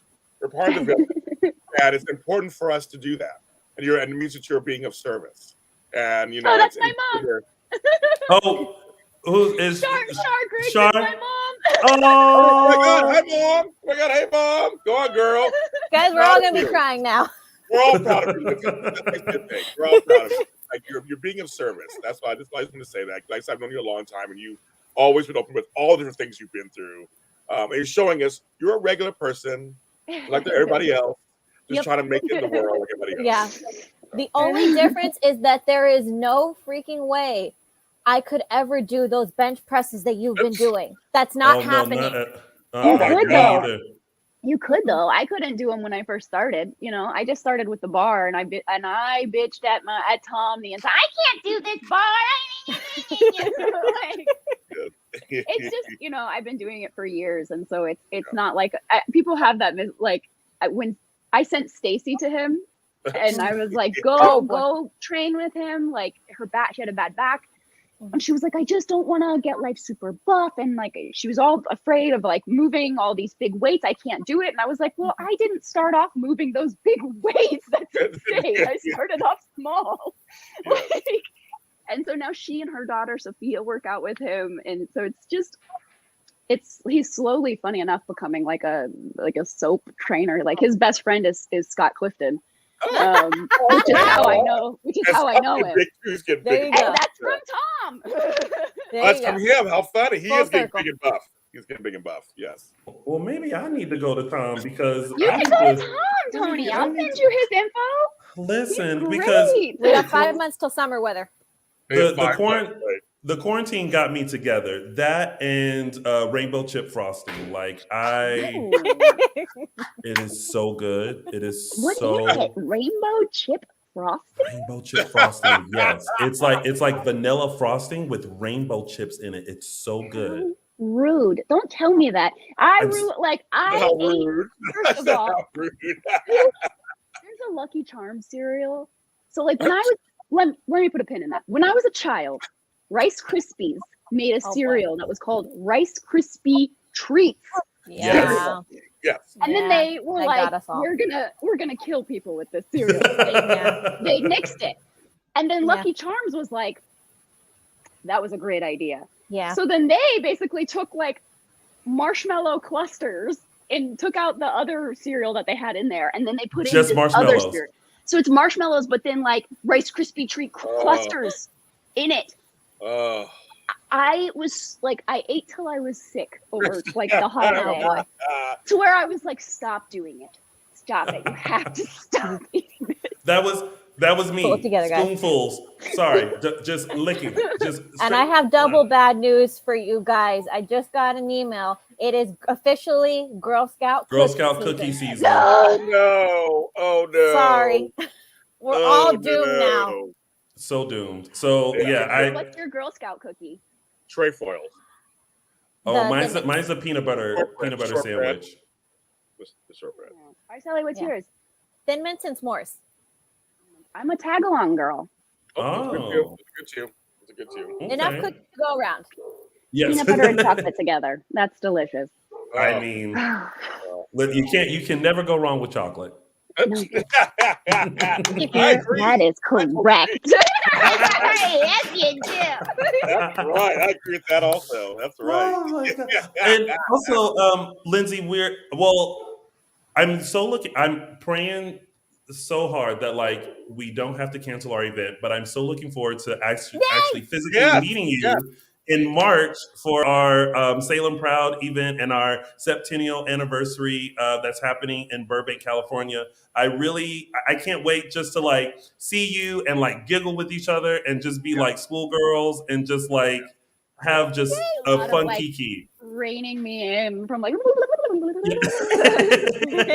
Nope, I'm not. I'm just gonna say, go, Linsey, go.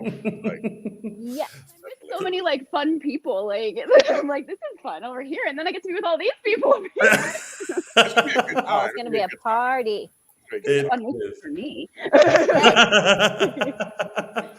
Well, Linsey, as always, thank you so much for coming on. It's Thank always such a you. joy. And of course, as things develop in your storyline, we would love to have you back on to just I would be give us more delighted. insight and tidbits. I would be delighted. And I just realized that because it's March, you will be able to meet my mom. If that's okay, I'll bring her with because she'll be here. She's coming to stay for a month. good. And she's never really gotten to see a lot of things because she lives on the other side of the country. So Oh my I gosh. might Well, try to yes. bring her about. We'll bring her. Yay. Well, we'll see. Fingers crossed. If Corona and COVID has kind of slowed down, I told my mom, I was like, well, because she wants to come out and visit, and I was like, it would be great. It would be great for you to come out that week because then you can come to the event this weekend. So maybe my mom will be there too. And then, oh, God bless your mom, because if you put my mom next to her, then my mom will be like, And my mom will be the same way. In fact, she may try to host the event rather than me. Yes, that's right. Consider letting that happen, Tony. I really do. Listen, I think we should put a pin in the idea. And I think we should really consider it. listen, when my mom used to come with me to the events when I used to host them, like in Atlanta and Charlotte and stuff, I would introduce the cast and they would come in, and then I would see my mom standing at the door, kind of like introduce me too. Ready. And then I would be like, and my mother as well, and she would come in. Hi everyone, hello. I'm like. That's hilarious. That's my Love mother, it. and that's where I get it from. So March is Exactly. going to be fun. We're going to have tons of fun. Love it. My mother lives here, but she'll only come if there's a lot of wine. Well, bring Yeah. us some. There you For go. Araceli's mother. Problem solved. Oh, and speaking of, but before I let you go, I have to let you know this. My mother, who watches the show and texts me during the show, she doesn't join the chat. She texts me. She says, and I quote, "Linsey, you are doing a terrific job on Days." Mom. And then she'll. Please tell her thank you. I sure will. I sure will. She's. I get everything from her. Oh, yay! I love that. So if you guys who are watching, if you guys want to have as much fun with us as you're seeing, make sure you go to spectrumcelebrityevents.com so that you can get your tickets, so you can meet Linsey, you can meet us. We're going to be there. We're going to have a great time. Our moms might be there. It's Our going to moms be might be there. Who knows? It's going to be. Mom involved. It's gonna turn into a mom's dinner where like we get all the moms together and just get together and have fun. Can you imagine if everybody brought their parents? That would be know. so That'd be hysterical. great. Mhm. It would be the best thing ever. And then of course we would have to have a photo. We're there together. We're getting a photo. Absolutely. 100%. Oh my gosh. Linsey, oh my God. I can literally just sit here and talk to you all day. I know, but my cheeks hurt. I know, Yeah, right? I know. I'll get all swollen under here, and I won't have any eyes after we're done. But honestly, we're just so happy that you're back, and we can't wait to see how the story unfolds. Like Sarah has been gone for quite some time, and we need answers. So just thank you for being fantastic. You are so welcome, and thank you guys for being amazing. And I, like I said, I think in a few weeks we might be back here together again. So I can be like, okay. here's what's going on. Oh, I like this. I like this. So we're gonna put a pin in that. We're gonna put a pin in that. Yep, we're gonna pin in that. And so in a few weeks, we will hopefully be chatting with you again to see what you're talking about, because I'm liking it. What had happened was. Yeah.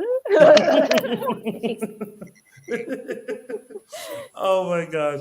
All right, Linsey, you have a wonderful Sunday, and we're putting a pin in a few weeks, and we can't wait to see what's coming up. Thank you so much, you guys, and it's always such a pleasure being with you. James, it's always so wonderful to see you. Same here. Araceli, Tony, mwah. Thank you so much. Of course. We'll see you soon. Anytime. Yay. Okay. Bye, Bye, Linsey. Oh Guys, my my cheeks gosh, I seriously hurt a adore lot. her. She My cheeks is hurt a lot.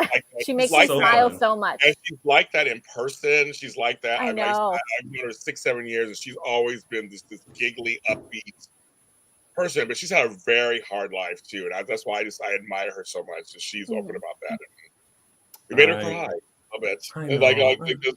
I feel bad, but she's so good about that. She's like shares her life. Yes, she does. She's such an amazing person. I have adored her since she came on the screen, and since she came on, she's truly amazing. Amazing. She's very beautiful. She's very missed over there, so I'll tell you that. Well, she's been missed on Days, and now we got her back. We got her. Got her back. That's right. She's good. All right, so everyone, that is our show. But of course, before we go, Araceli, name that one fantastical social media platform that you are on. You can find me on Twitter at Tia323 Araceli. Oh, if I sit back, relax. This is going to take forever. A minute. I'm just slightly short of words, but go ahead, Tony. Ask me. James Lott Jr. Where can they find all James Lott Jr.'s are sold? First of all, thanks for letting me have me on the show. It was a blast. I loved it. I'm grateful to the show, and I tell Tony Moore this every time. Reason why I do my shows, because Tony Moore, I wouldn't be here if it wasn't for him creating the Days of Our Lives after those 7 years ago. Literally, I wouldn't be here. I mean, I really wouldn't be here. we do something else. So thank you, Tony Moore, especially. You're very welcome. Araceli, thanks for being gracious having me on in your home here of Dishin Aw, Days. thank you. Well, it was your home first, so technically I just rented. My old bedroom. Yeah. Yeah, so we're together. But thank you so much. But everybody can follow me. I have a network called JLJ Media. I have over 45 shows on it. So go to YouTube, JLJ Media, and go ahead and check out anything from Star Wars to being left-handed to Grandparenthood, insurance, and all the other soaps. But I also do the Falcon Crest after show, Dallas after show, Knots Landing after show, Colby's after show. So I do some of the old soaps too. We have a good time talking about those. I do Star Wars. I also do the Sex and the City reboot after show called And Just Like That on Thursdays with my co-host Emily May Heller. So we do that. So check me out. Just go over there, check it out. Subscribe, subscribe. We are a sister channel to this one. A sister channel to this one. YouTube, JLJ Media. I'll just go with that. I have audio dramas that are out right now on any streaming service platform you can go to. Just go to any of them. We got a bunch of shows coming up, shows happening now, all kinds of stuff. And then there's me, James Lott Jr. We're all James Jr. So I'm everywhere. TikTok, Patreon, YouTube, everywhere, just everywhere. James Lott Jr. He's everywhere. There you go. And of course, you guys can find us on all social media platforms. We are Dishin Days Show on Facebook, Dishin Days on Instagram, and _Dishin Days on the Twitter. So make sure you follow us and subscribe to all of our social media, including our YouTube channel. And don't forget, you can find us at Apple Podcasts, Google Podcasts, Spotify, and iHeartRadio. And of course, go over to Threadless and buy our merch. Lots of ideas swirling, so you'll never know what's coming up. You guys, thank you guys so much for joining us. Oh, and you can find me on all social media platforms. Where's that little thing? There, Tony. At Lounging with Tony. That is me. I want to send a special thank you to Linsey Godfrey for coming on and chatting about her return to Days of Our Lives, and hopefully we will have her back to discuss it even more. Thank you, James Lott Jr., for coming on and guest hosting today. Of course, always Araceli, thank you for coming on and being a wonderful co-host and sharing your thoughts and opinions. Shout out to Justin and Michael Mattis. We're sending you good vibes and well wishes. And we will be back next week for another full dish of next week's episodes of NBC's #1 award-winning hit soap opera, Days of Our Lives. Until then, stay safe, be well, and have a great week. Bye, everybody.